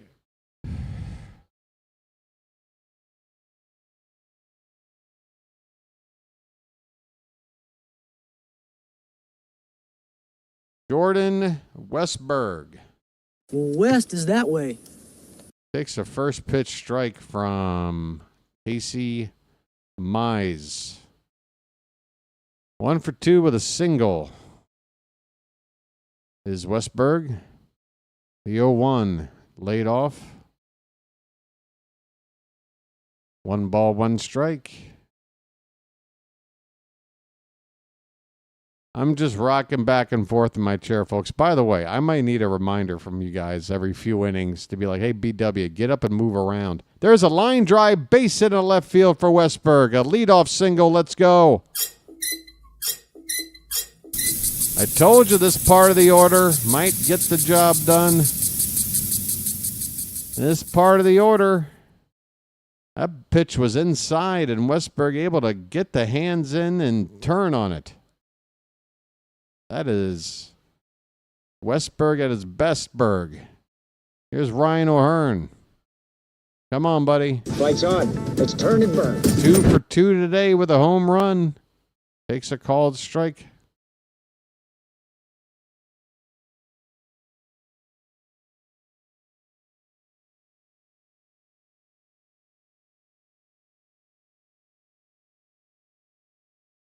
Next pitch. That one's hit on the ground and past the diving second baseman into right field. Turning for third is Westberg. Runners at the corners. Nobody out. And Ryan O'Hearn is 3 for 3. Folks. Splish, splash, I was taking a bath.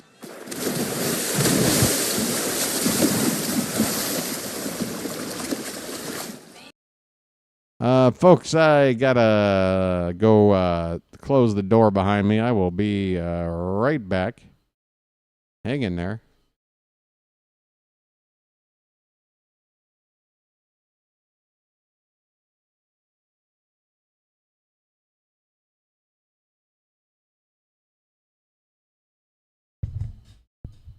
What? Out at the plate. Kerstad hit a ball on the infield, and they nail the runner Westberg at home. Are you kidding me?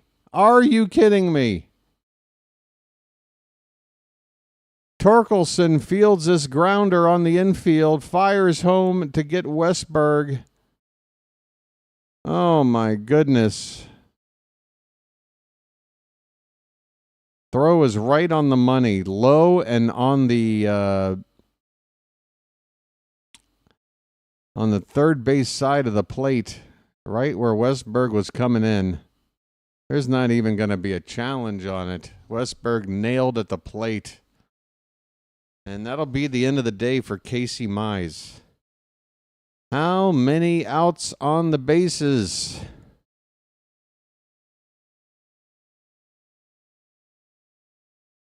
That's a tough situation because you got runners at the corners. You see a ground ball on the infield. If you're at third base, you're thinking, well, they're probably going to try and turn two. You know, they'll trade it out for a double play. But they went home, and they made the right choice.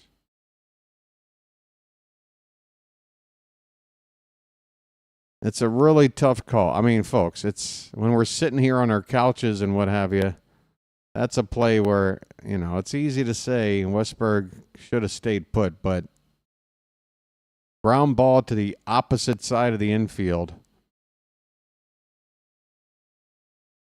You're thinking maybe they're going to try to turn two on this, something. You're breaking for home. It's too late once you break, and next thing you know, you're out.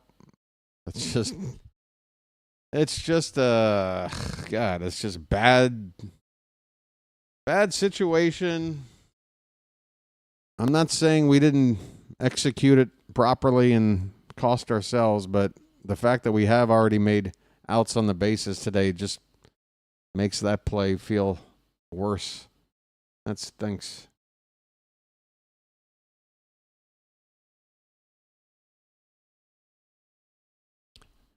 Yeah, I mean, it's a call that you got to make instantly. And as soon as Westberg is breaking, then you got to commit and you got to try to score. It was just, again, I thought balls hit slightly deeper on the infield or slightly slower on the ground, or if Torkelson wasn't charging so far in like he did, Westberg scoring.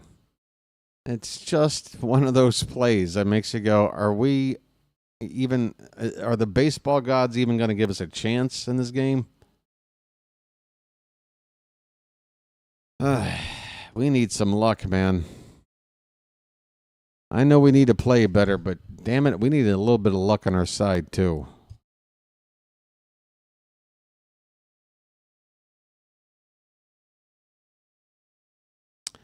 Here is Ramon Arias, new pitcher on. It's Hanafi, a right-hander, number 75. First pitch is off the plate for ball one. Ramon is 2 for 2 today. All he does is get hits. I have a brother.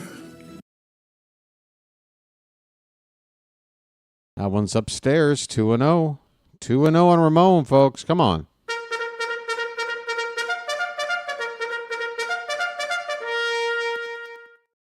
Adversity, we must overcome it.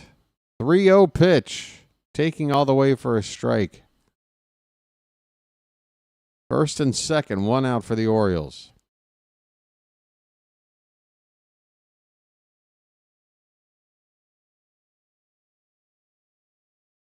The 3-1 pitch, and that ball tails back over the middle of the plate for a called strike 2. Full count. Do we put the runners in motion here? Try to avoid a double play? I would say with the way Ramon's going lately, I think you send him. Although that could set us up for more disaster. The runners did not go. Ramon pops it up, first base side. Get out of play. Damn it! It's caught up against the tarp. Another, just, can we get any luck? I mean, one more foot farther to the right and it's out of reach. We just can't catch a break. Ramon pops out to first and foul ground, 2 away. Jackson Holiday coming up. Man, oh Shevitz. All that said, Holiday gets into one and we're in the lead right now. He takes a first pitch strike. Come on, Jackson. Deliver us from this nightmare. First and second, 2 down. The 0-1 in the dirt. Come on, folks.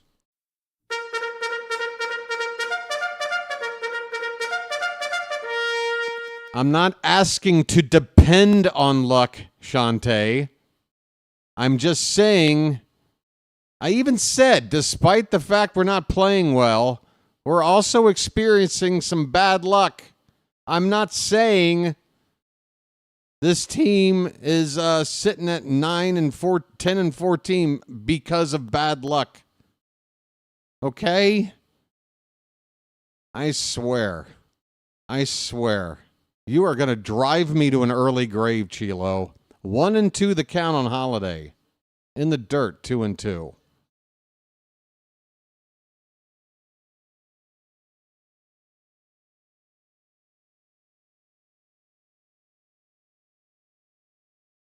First and second, 2 down. Top of the 6th, 3-1 Detroit. Depend. Never said depend. I never said depend. Who would? Who would say that? You know what? Only luck is the only way we're going to win.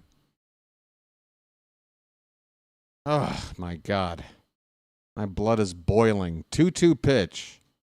Swung on and missed, inning over.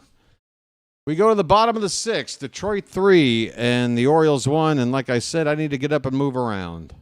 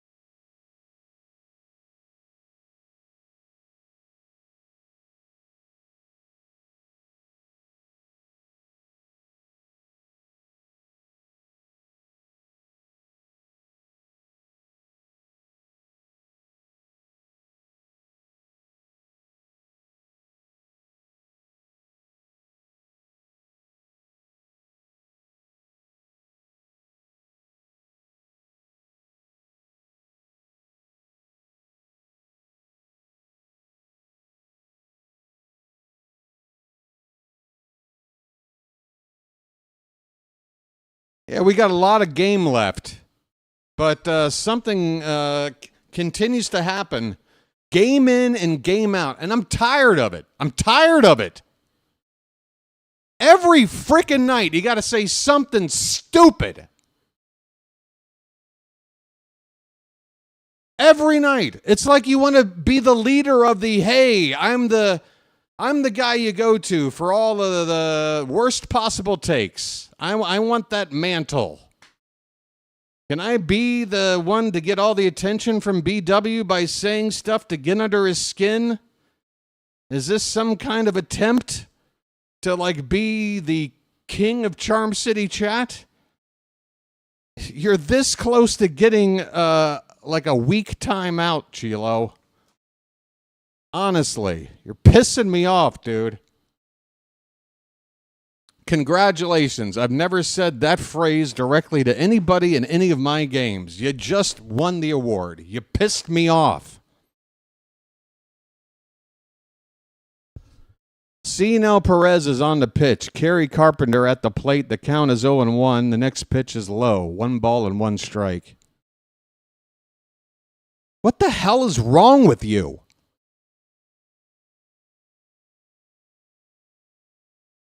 Depend on luck. Good teams don't depend on luck. What are you implying with that?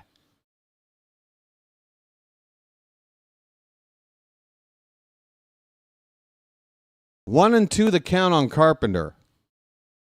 Hey, folks, there's only about 6.5 hours of baseball left for me. That pitch is fouled back, still 1-2.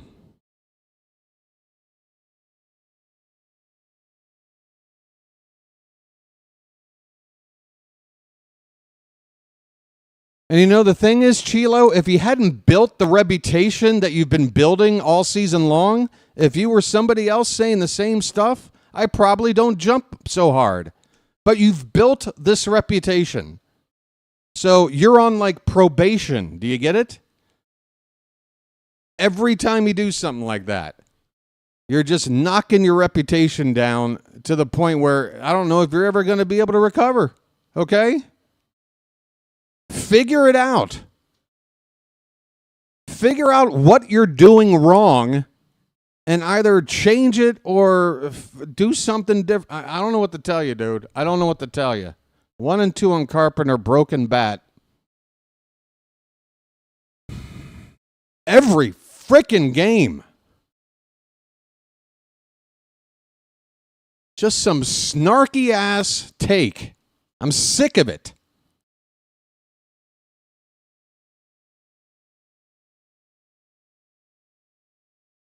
One-two pitch. Swung on and missed, and a strikeout for Cionel Perez. Well, y'all come back now, you hear? Well, y'all come back now, you hear? Well, y'all come back now, you hear?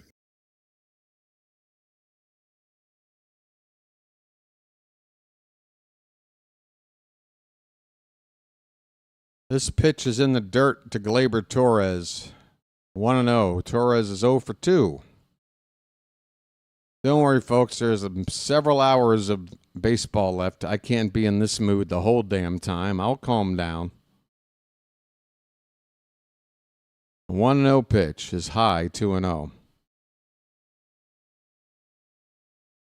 I hope today I got the frickin' point across, though. I hope today was the day.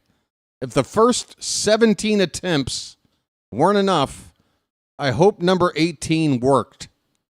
Here's a fly ball to right field. There's a couple of birds out there for Laureano to contend with, but he makes the catch for out number 2.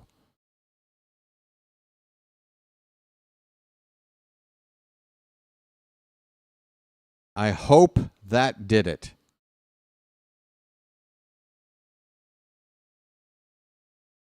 And I'm not trying to castrate your opinions, okay?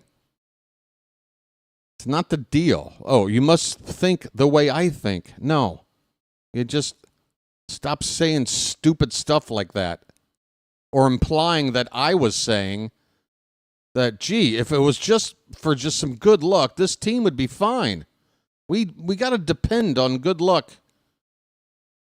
Nobody ever said depend, dude. Nobody.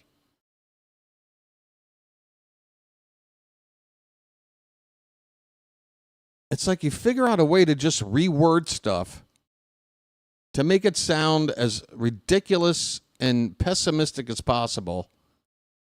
It's like a craft. Like, did you study this at school? Do you have a degree in this?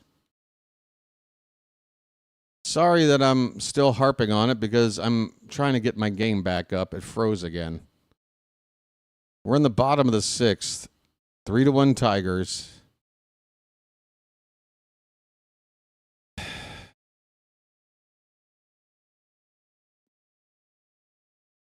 And this game is not coming back on for me. I guess this is my punishment. I guess I'm getting what I deserve right now. Well, we got good job Perez in the chat, and it looks like the inning has ended. So, Cionel Perez, how did he end the inning? Did he get a strikeout? A good inning of work from Perez? Well, that's worth a round of applause.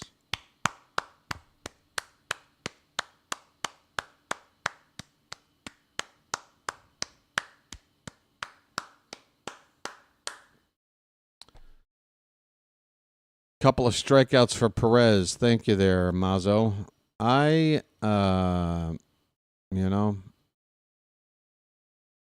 It's just the same person every damn game. If it was just a mixture of people, I could handle it better. But when you've had on-air, talking straight at you conversations addressing this at least a dozen times, patience is now obliterated. It's gone. It doesn't exist. I've got to move on now. I got to move on. I have to move on. Anybody got any light topics they want to talk about during this commercial break? Holy cow. What's your favorite breakfast cereal?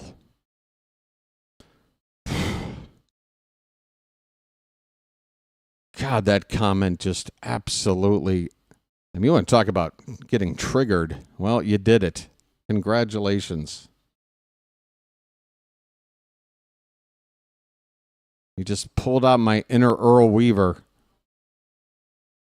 Well done.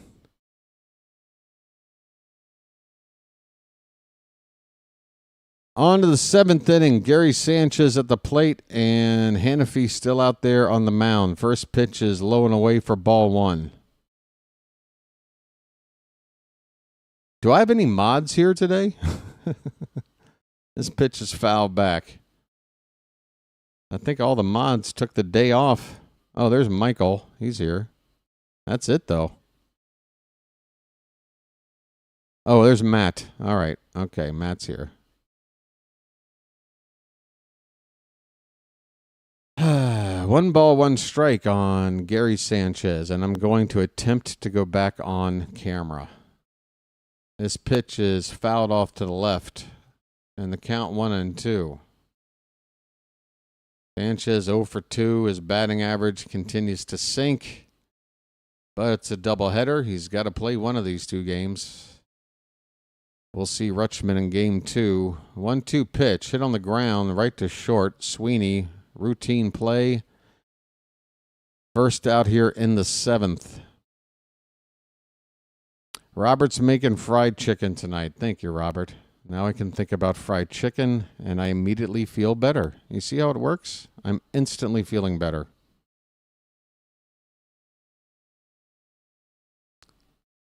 Pretty nice crowd here at Comerica. A lot of empty seats there right behind home plate in those legend seats or whatever they call them here. Nobody wants to pay $900 probably. Called strike to Laureano. He's behind quickly 0-2 on Hannafy. Laureano 0 for 2 today.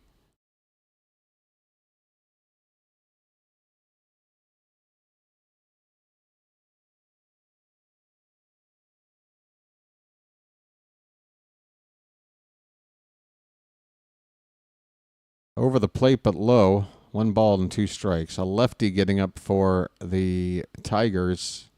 Tyler Holton. After Laureano, we got a lot of lefty bats coming up, so I would assume this is going to be Hannafy's last batter, regardless of the outcome.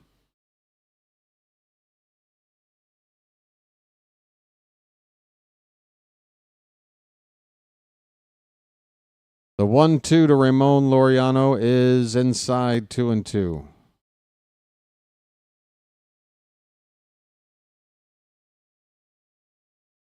One out, nobody on, top of the seventh. Pitch. That one's lifted up. That was up. Laureano's got it. Oh, it's caught up against the wall by Riley Green, and he goes crashing to the ground. A leaping grab at the wall. Laureano got into it. That ball was left middle of the plate. And again, folks, hate to bring it up, but it seems like luck isn't on our side today. Not that I'm depending on the luck to win games. It just seems like it's not on our side today. That's just an observation I'm making.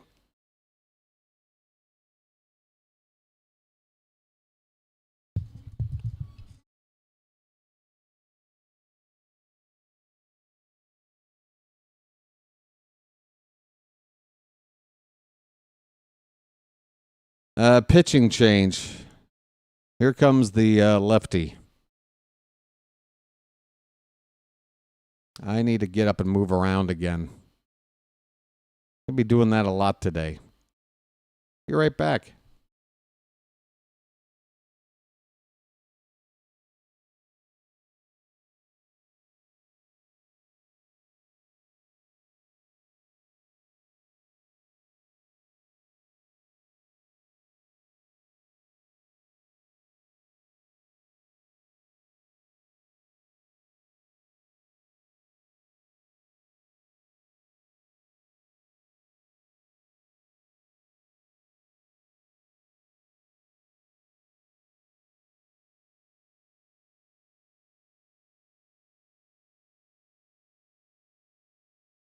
And not one time in all these exchanges has there ever been a, my bad, BW. All right. Fair point. Like, even if you think I'm overbearing, you mean to tell me out of the 18 times you haven't maybe taken it a step too far and go, you know what? Maybe I need to, pump the brakes and stop trying to come up with the most clever way of insulting the team or whatever, but you don't. You just keep plugging away. Night in, night out.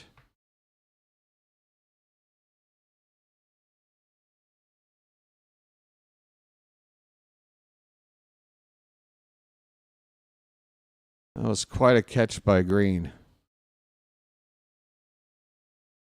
Hey, Garrett, I'm sorry.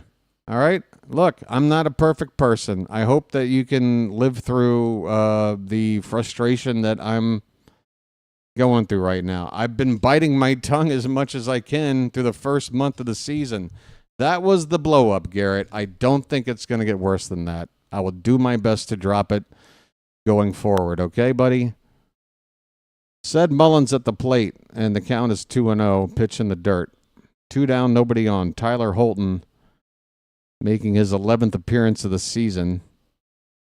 Opponents, that's OPS. I thought that was their average. I was like, wait a minute, this guy is not very good.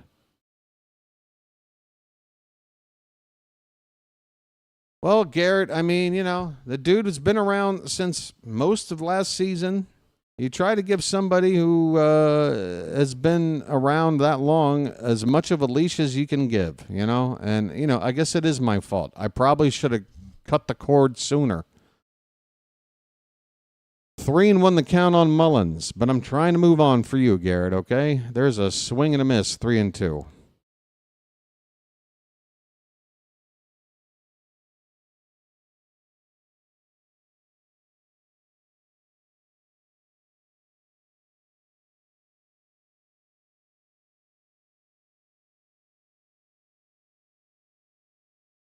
Payoff pitch. That is ball 4. Said Mullins works a 2-out walk because said Mullins does said Mullins things.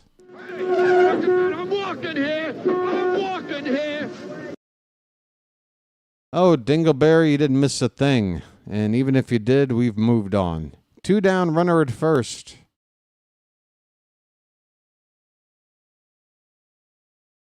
Exactly, Joel. Exactly.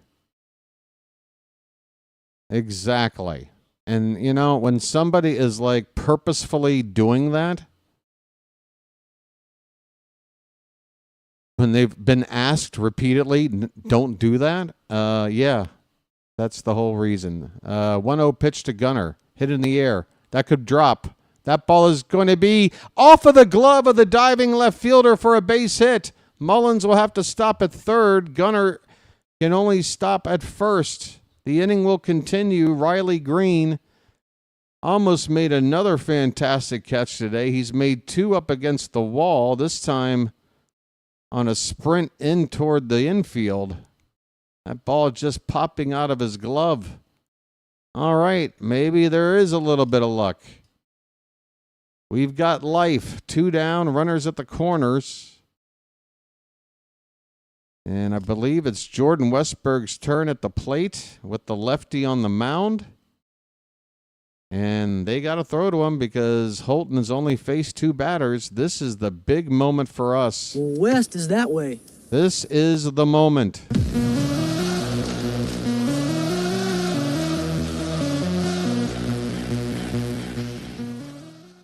This is not the matchup Detroit wants.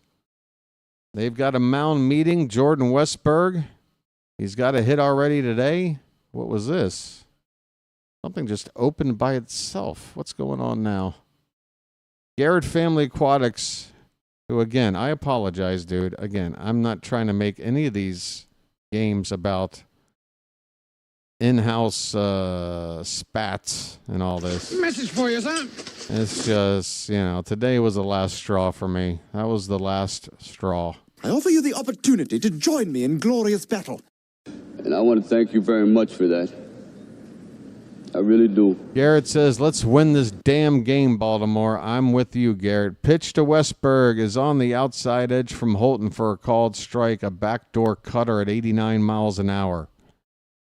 Come on, Westy. We need you, buddy. Please.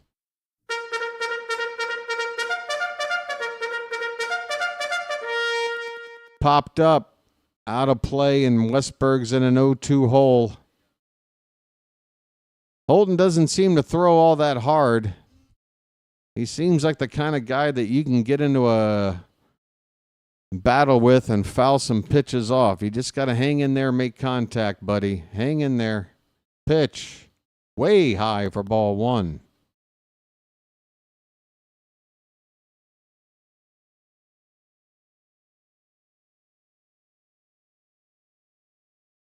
Yeah, he's not a hard thrower really at all there. Cutter in the upper 80s. The 1-2 to Westy. Low and away, and Westberg lays off. Good patience there. Not looking to, what's the word I'm looking for? He's locked in. I hope he's locked in. 2-2 count, folks. Come on. Pitch. Inside. That ball is fair. It stopped at third base. A bounce throw. No chance for anybody. Mullins will come in to score on an RBI infield hit by Westberg. It's now 3-2. First and second, 2 down. The line keeps moving. Splish, splash, I was taking a bath.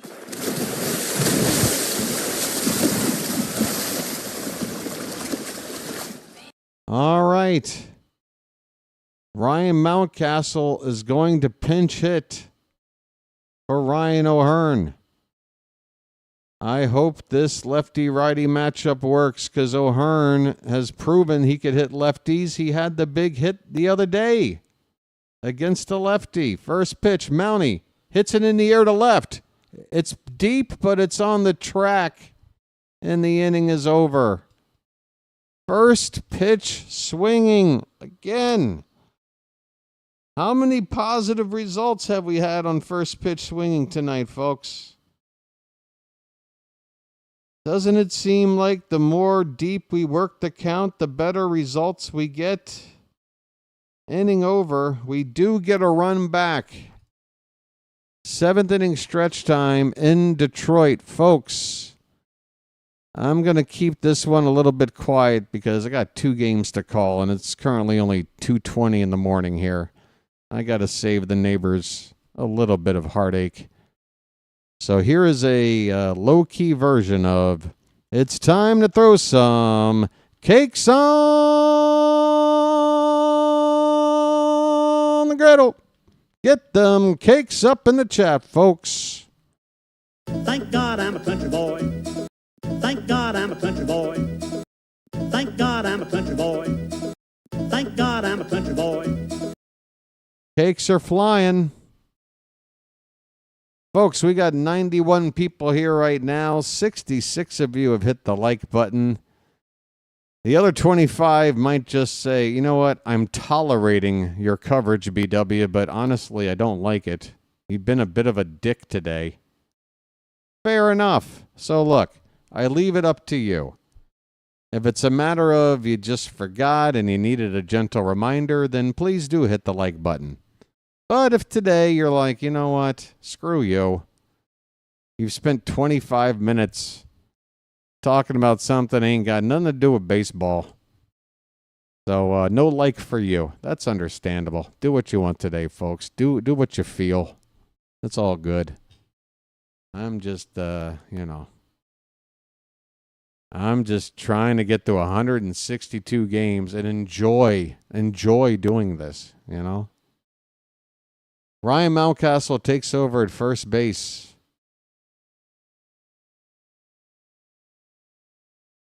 Cionel Perez is still on the mound. He's got a lefty Riley Green at the plate. This might be the only batter he faces, and he gives Green a first pitch strike on a slider. So Perez looking like he's found something today. There's a swing and a foul. 0-2. Gets ahead of Green.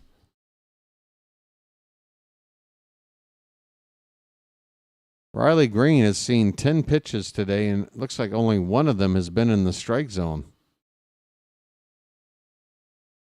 There's the second one, and that was a good fastball, 97, low and in, fouled away. No balls and 2 strikes.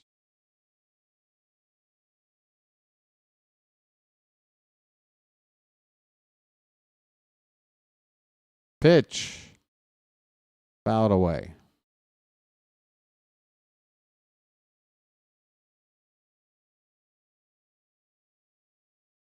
By the way, folks, if you're wondering what my plan is, this game's been going pretty quick. I thought I would have at least an hour between the end of this game and the start of the next stream. Could be wind up closer to 2 hours. Next stream will start at 5:55 p.m. Eastern. So that's still about 3.5 hours away. Yeah, it could be at least 2 hours off. There's a swing and a miss, and look at Perez pumped up. Oh, Perez. Wait a minute. Cionel, I'm happy you're still on the team right now, dude. It looks like whatever was going wrong, you might have found out. You might have figured it out, man. We needed that. Big strikeout. This ball's hit to right, though, and deep. Going back, and that ball is gone. Torkelson. Why did we leave Perez in against the righty? Why did Hyde leave him in against Torkelson? He leads the team in homers and RBI, right-handed bat. I understand Perez is looking good, but if we're playing matchups, he came in the last inning. He got us some outs. Where's the righty? What are we doing? 4-2 Detroit.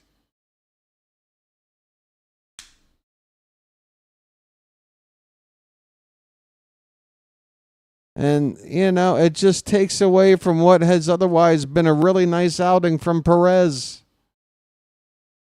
That's on Brandon Hyde. Come on, man. I said it.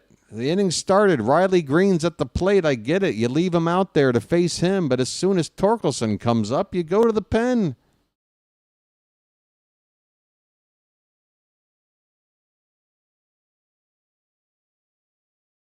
And now Hyde comes out.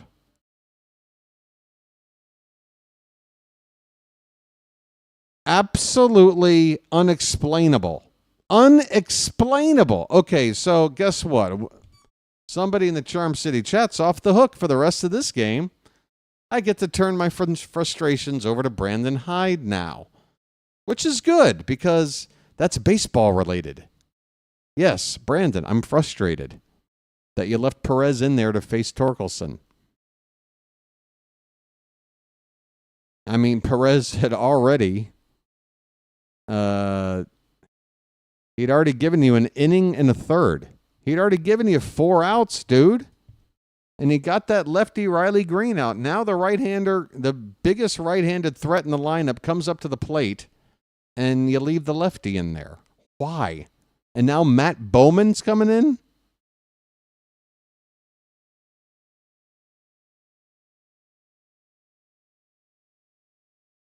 Holy cow. Where's the Tylenol? Folks, if this is how the day has started, what am I going to feel like in about 5 hours?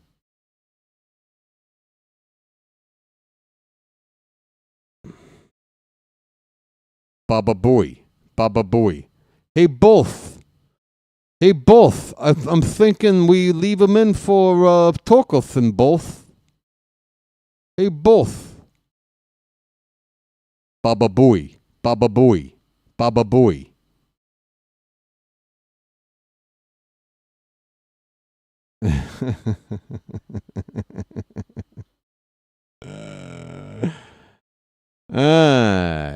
God.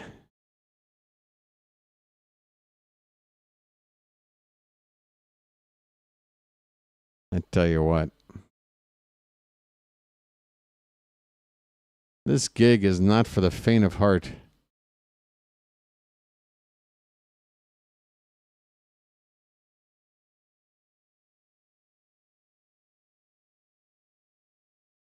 One batter later, Hyde's like, oh, time to go to a righty. Yeah, perfect. Perfect timing, Brandon. Ibanez is up to hit. Is this a pinch hitter? I don't remember you in the lineup. Ibanez on to hit for Jace Young.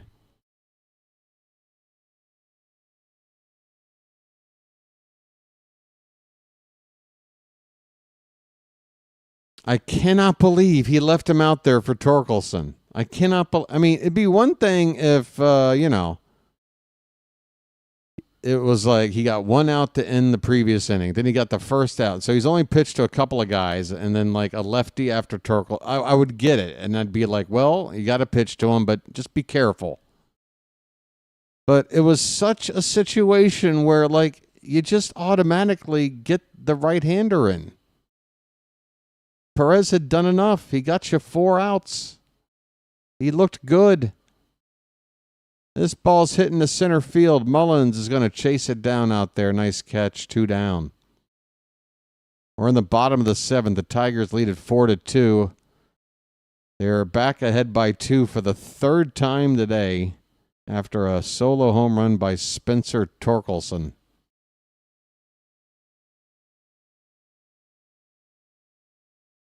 Hey, both.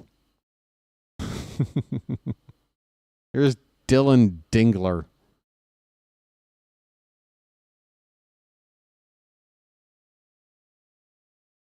And he takes a called strike from Bowman on a 92-mile-an-hour sinker.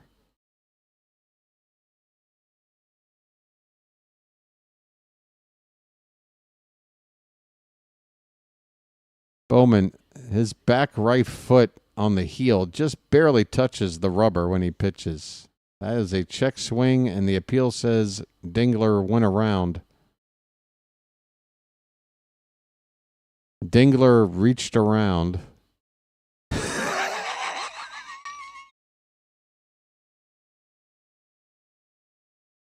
0-2 pitch. If only Janet were here, I would get a smiling emoji instantly.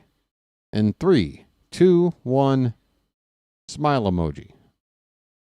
But she's not here. 0-2 the count on Dingler. 2 down, nobody on. Pitch. Swing and a miss. And there's the strikeout. Boy, Bowman, would have been nice to see him strike out Torkelson, maybe. You know, that other right-hander that was up? The Tigers get one in the 7th. We go now to the 8th inning. The Orioles trail it. It's 4-2 Detroit. Now we are having fun. Scoreless between the Reds and the Rockies right now. Let's see what else is going on currently. I think the Red Sox are on right now. They have a doubleheader as well. Cardinals with a 5-0 lead on the Brewers. That's in the top of the 5th. Twins up 4-1 over the Angels. That's going into the bottom of the 4th. There's our game. Red Sox Guardians coming up at 5:10 a.m. my time. Oh, yeah, so those start times, folks, you can see. Those are local times for me. Guardians with a 5-4 lead on Boston, top of the 8th. Close game there, 2 down, top of the 8th. Cleveland up 5-4. The Red Sox batting with nobody on base. Everything else is later, it looks like.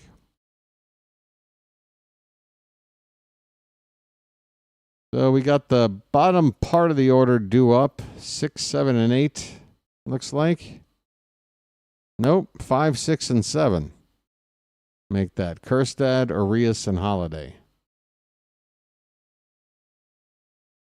Where is Carey? John Carey? Carey Carpenter?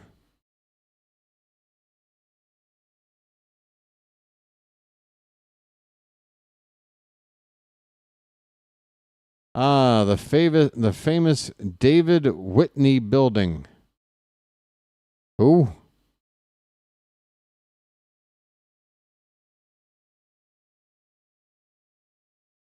Andy Abania stays in the game to play third base, taking over for Jace Young. Young went 1 for 2, got his first hit of the season and an RBI. Here is Dylan Carlson coming up to pinch hit for Heston Kjerstad. Dylan, you son of a... First pitch is low and away. Dylan, your son? That drop doesn't work. Next pitch is called a strike, and that was a tough call. Looked a little bit outside. 1-1 on Carlson, called up today to replace the injured Tyler O'Neill, who's out with neck inflammation, they're saying. It's gone from discomfort to inflammation. Kind of like my behavior in the Charm City chat today. It went from discomfort to inflammation. 2-2 pitch fouled away. We'll do it again. Carlson batting from the right side.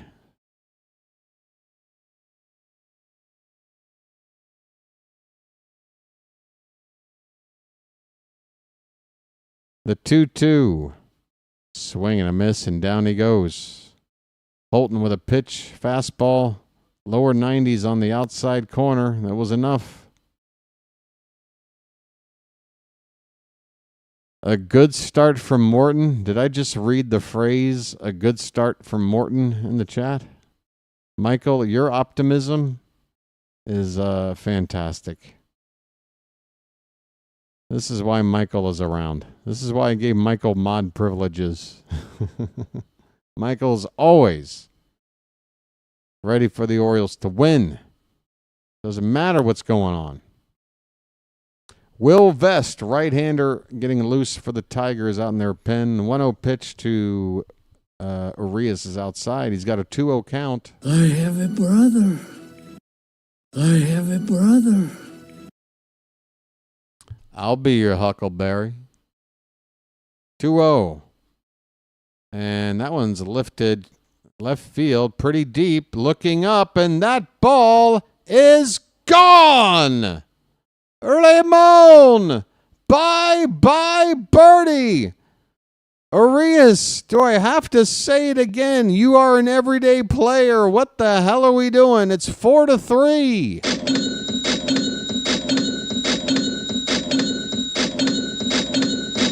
Folks. Oh, oh, it's magic, you know.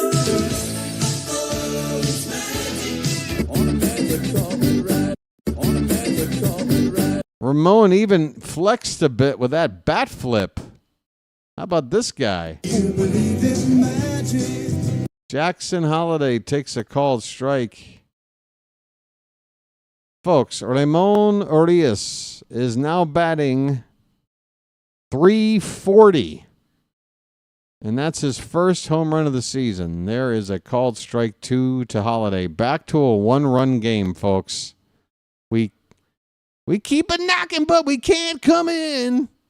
We keep a knocking, but we can't come in. Come on, man. Third time we've come back to within a run. We got to get it over the line. The 0-2 to Holiday is taken outside. 1 ball, 2 strikes. 1 out, nobody on. Holiday 1 for 3. That was the 11th hit of the day for Baltimore. But just 3 runs for those 11 hits. That is what is hurting us. That could have been a called strike 3. But Holiday given new life after a pitch that looked to catch the outside corner at the knees. 2-2. Check swing. No swing. Full count. Full count.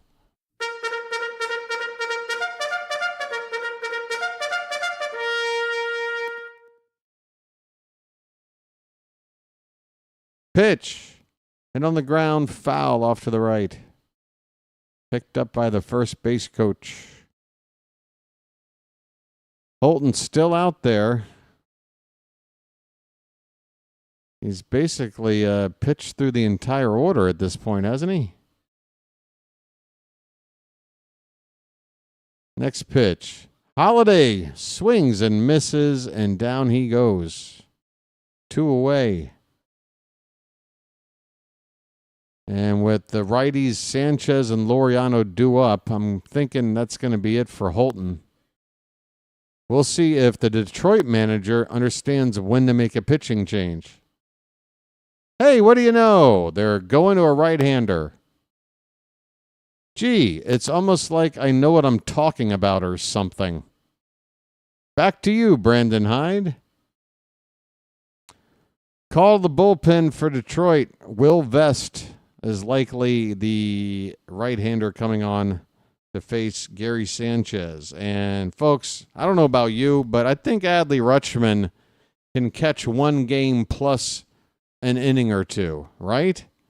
So in my mind, you're pinch hitting with Adley here.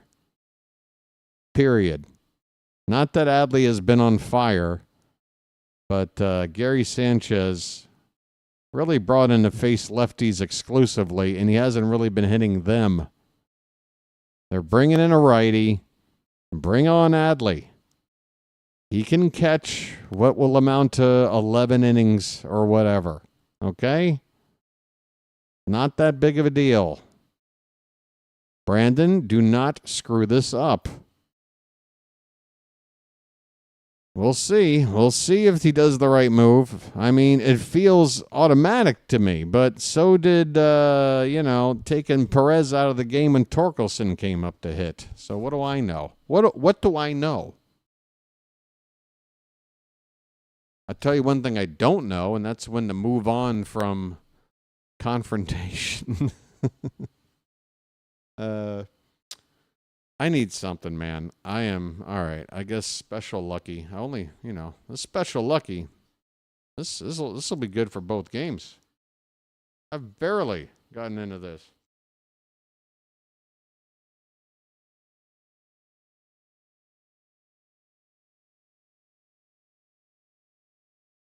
Will Vest is indeed on to pitch for the Tigers. 10 2/3 innings on the season. Opponents are not doing much off of him. 12 strikeouts. He's only given up 1 earned run. Rutschman is pinch hitting, and he fouls it back. So Brandon at least got that right. Let the clutch out gently, okay?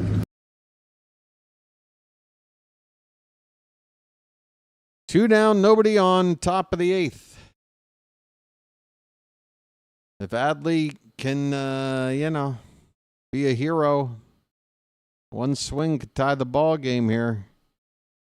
The 0-1 reached for on a 97-mile-an-hour pitch, maybe 1 inch off the plate. If not, it was right on the black. Perfect pitch. Swing and a miss. It's 0-2. Hang in there, Adley. Pitch. Up and away. 97 from Vest. I tell you what.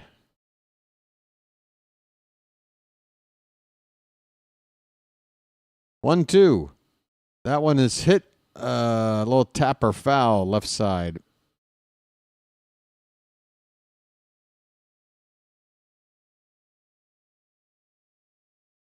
Against Will Vest previously, Rutschman just 3 at-bats, but guess what? 2 hits, including a home run in those 3 at-bats.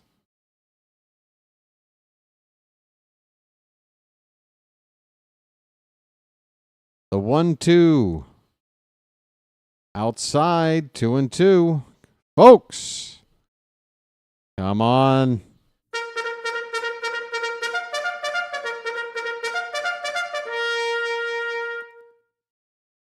The 2-2 pitch. That ball is reached for and hit down the left field side into the crowd.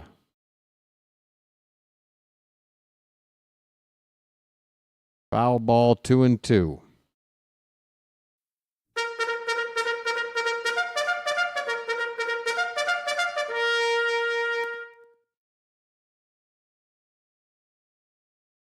Pitch. Upstairs, full count.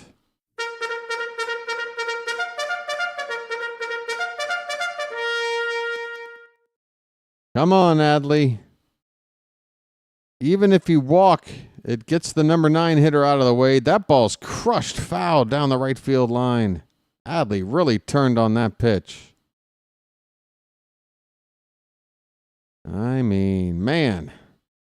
Straighten that out a little bit, and we're tied. Full count. 2 down in the top of the 8th. The Orioles trail by 1. Payoff pitch. Popped up. Left side. And slicing into the stands. Still 3-2. Extended at bat from Rutschman here. Certainly a better at bat than you would have expected from Sanchez. I don't think this AB would still be going on right now. Pitch in the dirt, ball 4. I'm walking here. I'm walking here. Folks.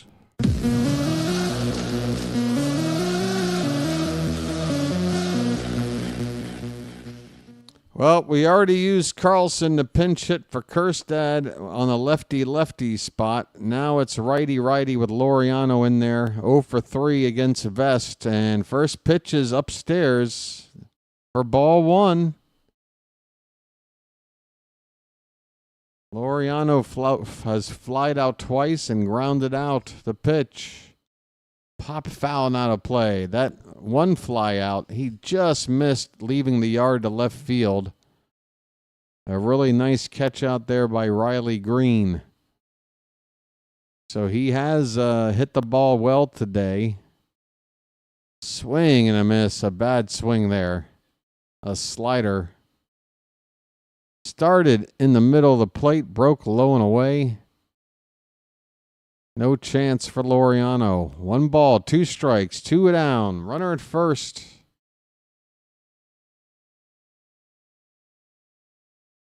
The pitch. In the dirt, 2-2. Folks.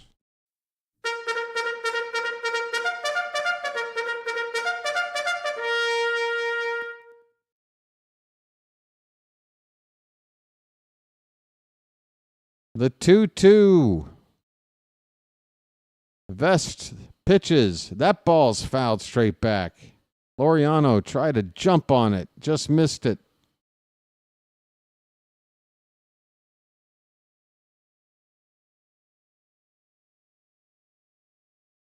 Come on, Laureano. We need you, buddy. Pitch. Another high pitch. He lifts it in the air to straightaway center. Nothing but real estate out there, and the inning is over. The Orioles do get a run back. They get a run back. We're back to a 1-run ball game, folks. After Ramon Arias hits his first home run of the season. Again, his average now up to 340. Not only do I want this dude in the lineup, I want this dude hitting higher in the lineup. Why not? I mean, I guess if it ain't broke. But look, this is the highest in the order he's hit so far this season. He's hitting, what, 6th tonight? Yeah, he's hitting 6th. He's never hit this high. And what has he done? He's given you 3 hits. So, I mean, I was looking at tonight's lineup, and I was saying to myself, we're kind of heavy at the top with the lefties. It's lefty, lefty, righty, lefty, lefty, and then righty, lefty, righty, righty. If you move one of those righties up in the order and one of the lefties down, I like that balance a lot better for later matchups when the bullpen gets in there. So, yeah, I was thinking, well, you could move Ramon up. He's hitting. You put Mullins you put Ramon in the 2-hole right now. Mullins leading off, Ramon second, Gunnar third. And then maybe you throw O'Hearn in there to clean up. I'd be hitting Rutschman probably after that. Then you go to a guy like a Kjerstad and a Westberg. And then a Holiday. And, I can move Ramon up, I think. In the 2 spot.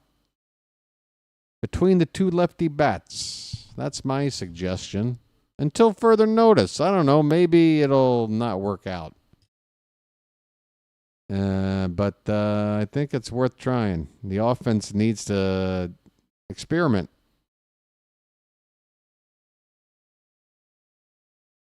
Adley Rutschman will take over behind the plate. And Dylan Carlson's out there in left field for Kjerstad. On the mound, Matt Bowman. He got the final out in the 7th. 8 pitches to do it. And he's out there now to start the 8th. Trey Sweeney with Javier Baez and Kerry Carpenter due up after. First pitch here in the 8th is lined into right field. That is deep, and it's caught on a hop by Laureano.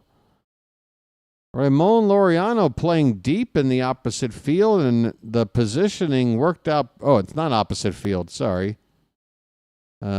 Sweeney pulled that ball, but Laureano, regardless, playing a lot deeper against Sweeney than I would have thought, and that paid off. He just had to go back a couple of steps, a little hop, makes the catch on the track, and there's one away. Javier Baez looks at a pitch inside, ball 1.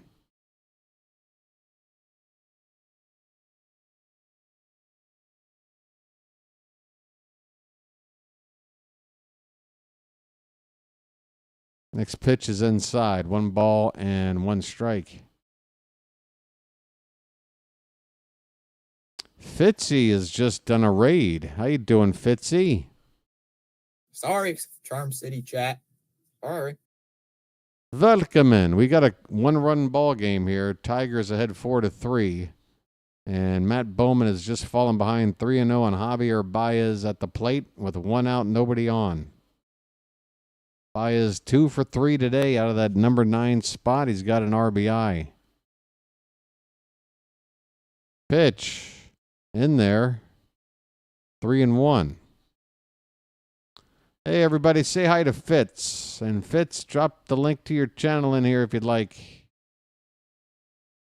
You're always welcome to do so. 3-1 pitch is lined in the left over the glove of Henderson for a base hit. A 1-out single for Baez, who now has 3 hits on the day. Jeez. Every time you hear about Baez, it's like, man, this guy can't hit anymore. He can't hit. He can't hit. He's got 3 hits already today, and we got a whole nother game to play after this. This dude might wind up with 6, 7 hits. 1 out, runner at first. Here is Kerry Carpenter. He's been held in check 0 for 3. Fouls 1 away. I still can't believe. I mean, I know maybe to some people you're like, well, BW, in hindsight, it's easy to say. If Torkelson doesn't hit a home run, if he does anything other than a home run, if he gives up a double, is it the end of the world? You could say that, but again, Perez had already pitched to like 5 guys. He got 4 outs. You just finished facing your last lefty for a couple of batters. Why not go to the righty against, again, the guy in the lineup for the Tigers this season with the most home runs, the most RBI? And Hyde, I think, screwed up there. 0-2 on Carpenter. Pitch. Way up and in. Look out. 1-2. There's Fitzy's link. Fitzy's link. It sounds like a bad show on the WB. Hey, folks, coming up after Dawson's Creek, it's Fitzy's link.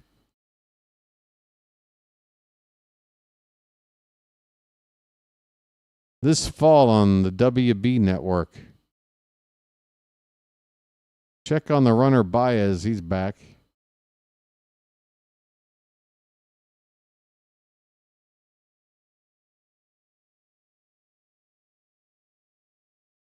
Yeah, if we lose a one-run ball game here, it's going to be very hard to not look past the opportunities we've had.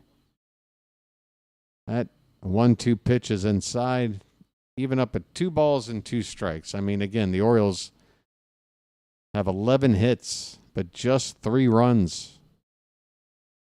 They have left 9 men on base. The Tigers have left 9 men on base as well. But, yeah, this pitch is inside.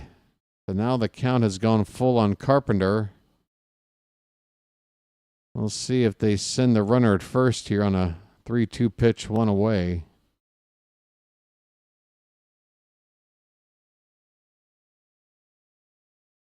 Bowman from the belt, the pitch.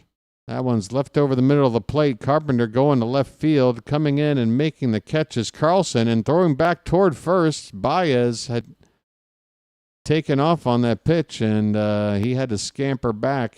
Throw would have had to have been right on the money in order to maybe have a shot. It was offline from left field all the way to first.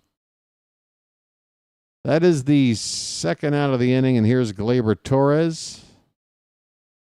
Top 2 hitters in the lineup for the Tigers, 0 for 7 so far today.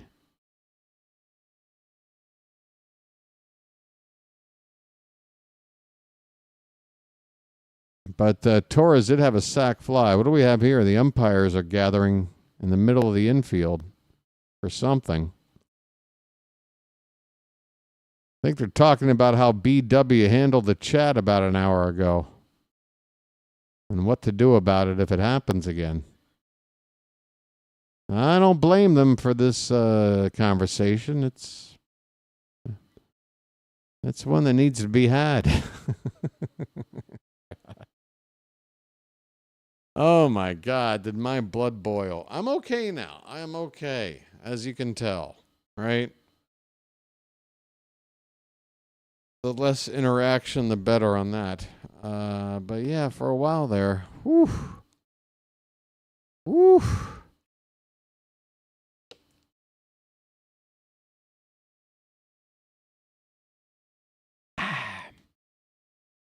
Two down, runner at first.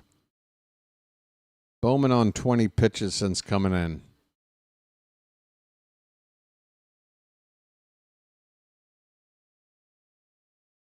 So after whatever that delay was, Gleyber Torres in the box now.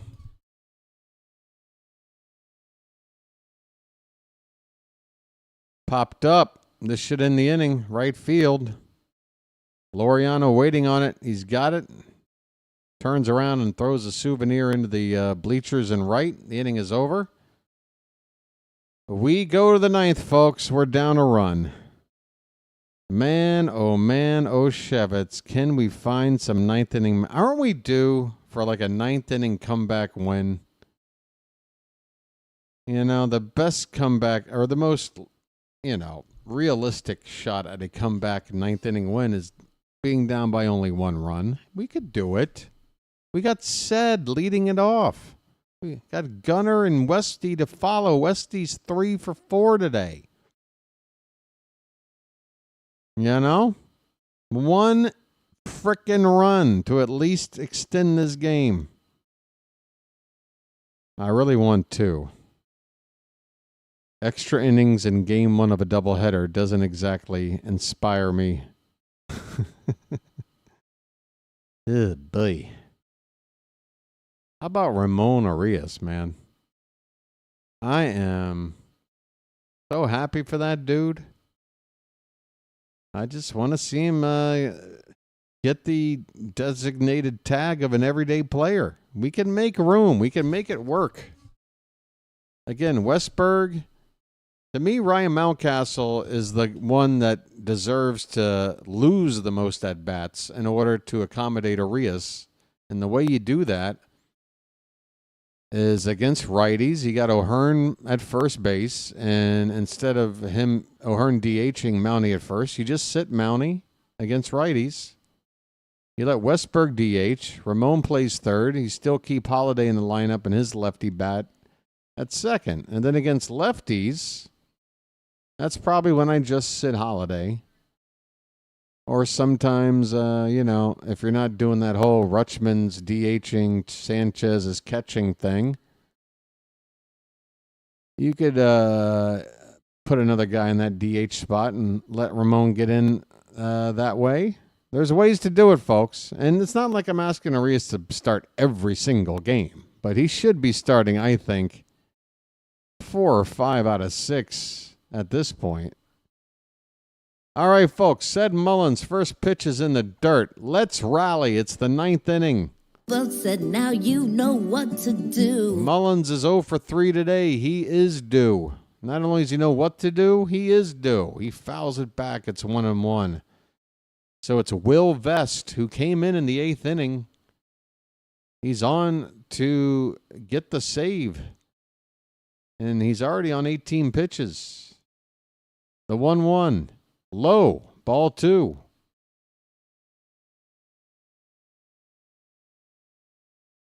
Just killing me. That Torkelson home run is the difference in this ball game right now. Pitch. That does not hit the corner. 3-1 to Mullins, folks. 3-1.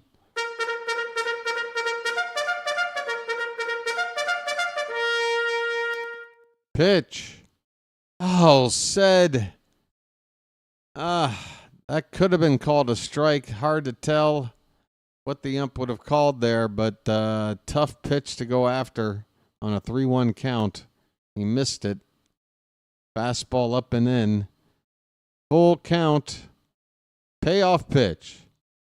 Hit in the air to left. And it's playable for Riley Green. 2 steps in front of the track, 1 down.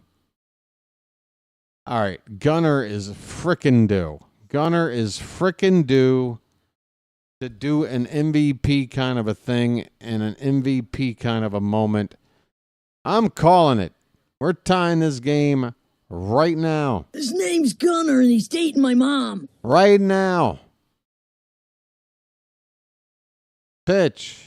He takes the first pitch strike. A slider.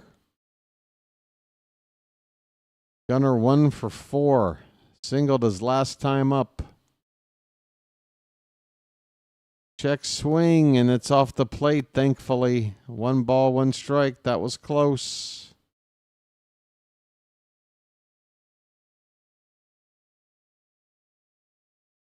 The pitch. Outside. Ball 2. Gunnar looking patient up there. Maybe he's waiting for a certain part of the zone and he's ready to uncork one. There's a called strike.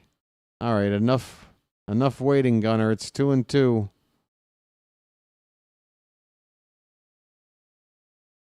Lock in, buddy. Come on. This is so important, Gunnar. We need you. Pitch. Upstairs. Full count. Let's go. Come on.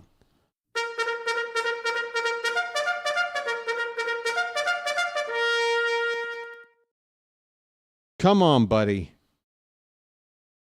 3-2.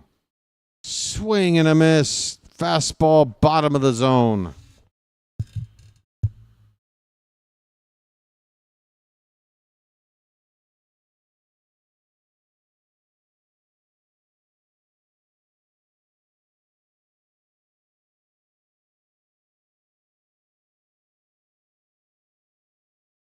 One more chance. It is Jordan Westberg. 3 hits today. He has come through in the clutch before. Can he do it here? 2 down the pitch. He takes a strike. 1-1. 30 pitches for Vest.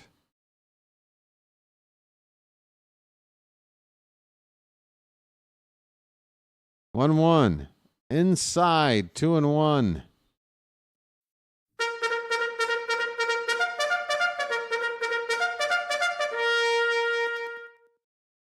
Please give me some Orioles magic. Pitch. Lifted foul. And the Orioles are down to their final strike. In a 1-run ball game. Game 1 of a doubleheader. Just hit 3 a.m. over here. Local time for me. Pitch. Swing and a miss. Blown away by the fastball. And this game is over. This one was frustrating. And we got another game still to play with Charlie Morton starting.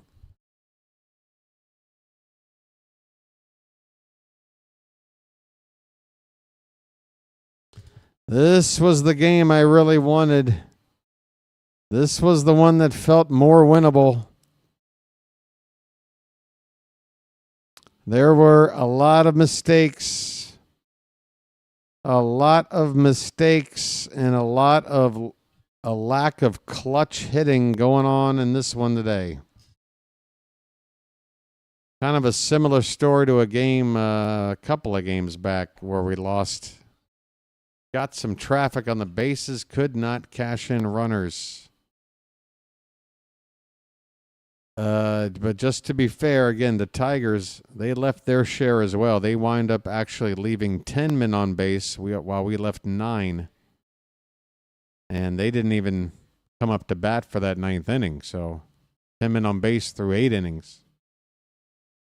Ryan O'Hearn with a 3-for-3 game, and they lifted him for Ryan Mountcastle to pinch hit. And that didn't work. That's another thing. Like, did Ryan O'Hearn just not prove in the last game that 2-1 squeaker with Cade Povich on the mound? Who had the big hit? It was Ryan O'Hearn. He tied the game with a hit, and he scored what was the winning run off a lefty. We gave him the opportunity, and he came through. And today, he gets 3 hits in his first 3 at-bats, and he bring in a lefty to face him, and the instant move is to go to Mountcastle, who is hitting currently 90 points lower than O'Hearn. That would be my second biggest what are you doing, Brandon Hyde moment of the day. The rest of it is on the team. Gunnar Henderson's looking kind of shaky in the field, although he was not given an error. The Orioles, as a team, were not given an error. But Gunnar definitely had a couple of plays at short that should have been made. And there was one catch, at least, in the outfield with runners on, where the throw back in was not good. And that was something that we did several times a couple of games back.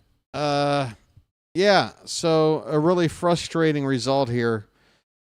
But the team is going to have a couple of hours to get ready for game 2. And I guess I'm going to probably just take a nap. I don't know. What do I do here? I think I'm going to set my alarm for about 50 minutes and take a nap. What do you think, folks? Probably best for my own health to get through this night into the morning. Really sorry about this result, guys. I hated it. It sucked. Final score 4-3 Tigers. Thanks to by the way, folks, just so you know, the other game 2, the stream will be on a separate video. It's already up and listed on the channel page, and if you want notifications, you can turn those on when you hit that bell next to your subscribe button.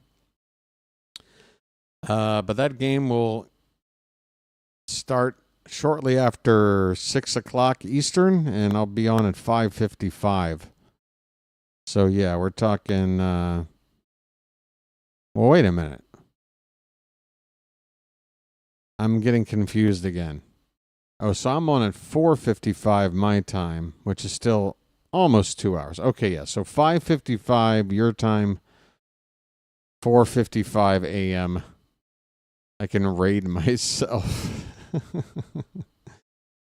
I need to check though. I need to check if there's somewhere. So yeah, again, the other game will be on a different video. Just go search for it. And I'll meet up with you guys in about an hour, 45 minutes, something like that, okay? And we're going to try to have a fun game 2. Because, I mean, look, folks, it's Charlie Morton's going to be out there. Honestly, the expectation is a loss. I'm going to be honest. The expectation, just being realistic here, it's not that I think it's impossible. It's not that I want to see Morton fail, but a realistic expectation is that we don't win this second game. But that's why, again, I'm happy that we're playing a doubleheader. Maybe something weird's going to happen, and we split this damn thing. I'll tell you this, we did save our better arms for game 2. Didn't use those from the bullpen. And I guess that's what Hyde's thinking. Morton's not going to last probably that long. And we need our best arms with him pitching to back him up. Maybe that's the thinking. I guess I can't argue with that line of thinking. I can argue with a couple of the other ones, though.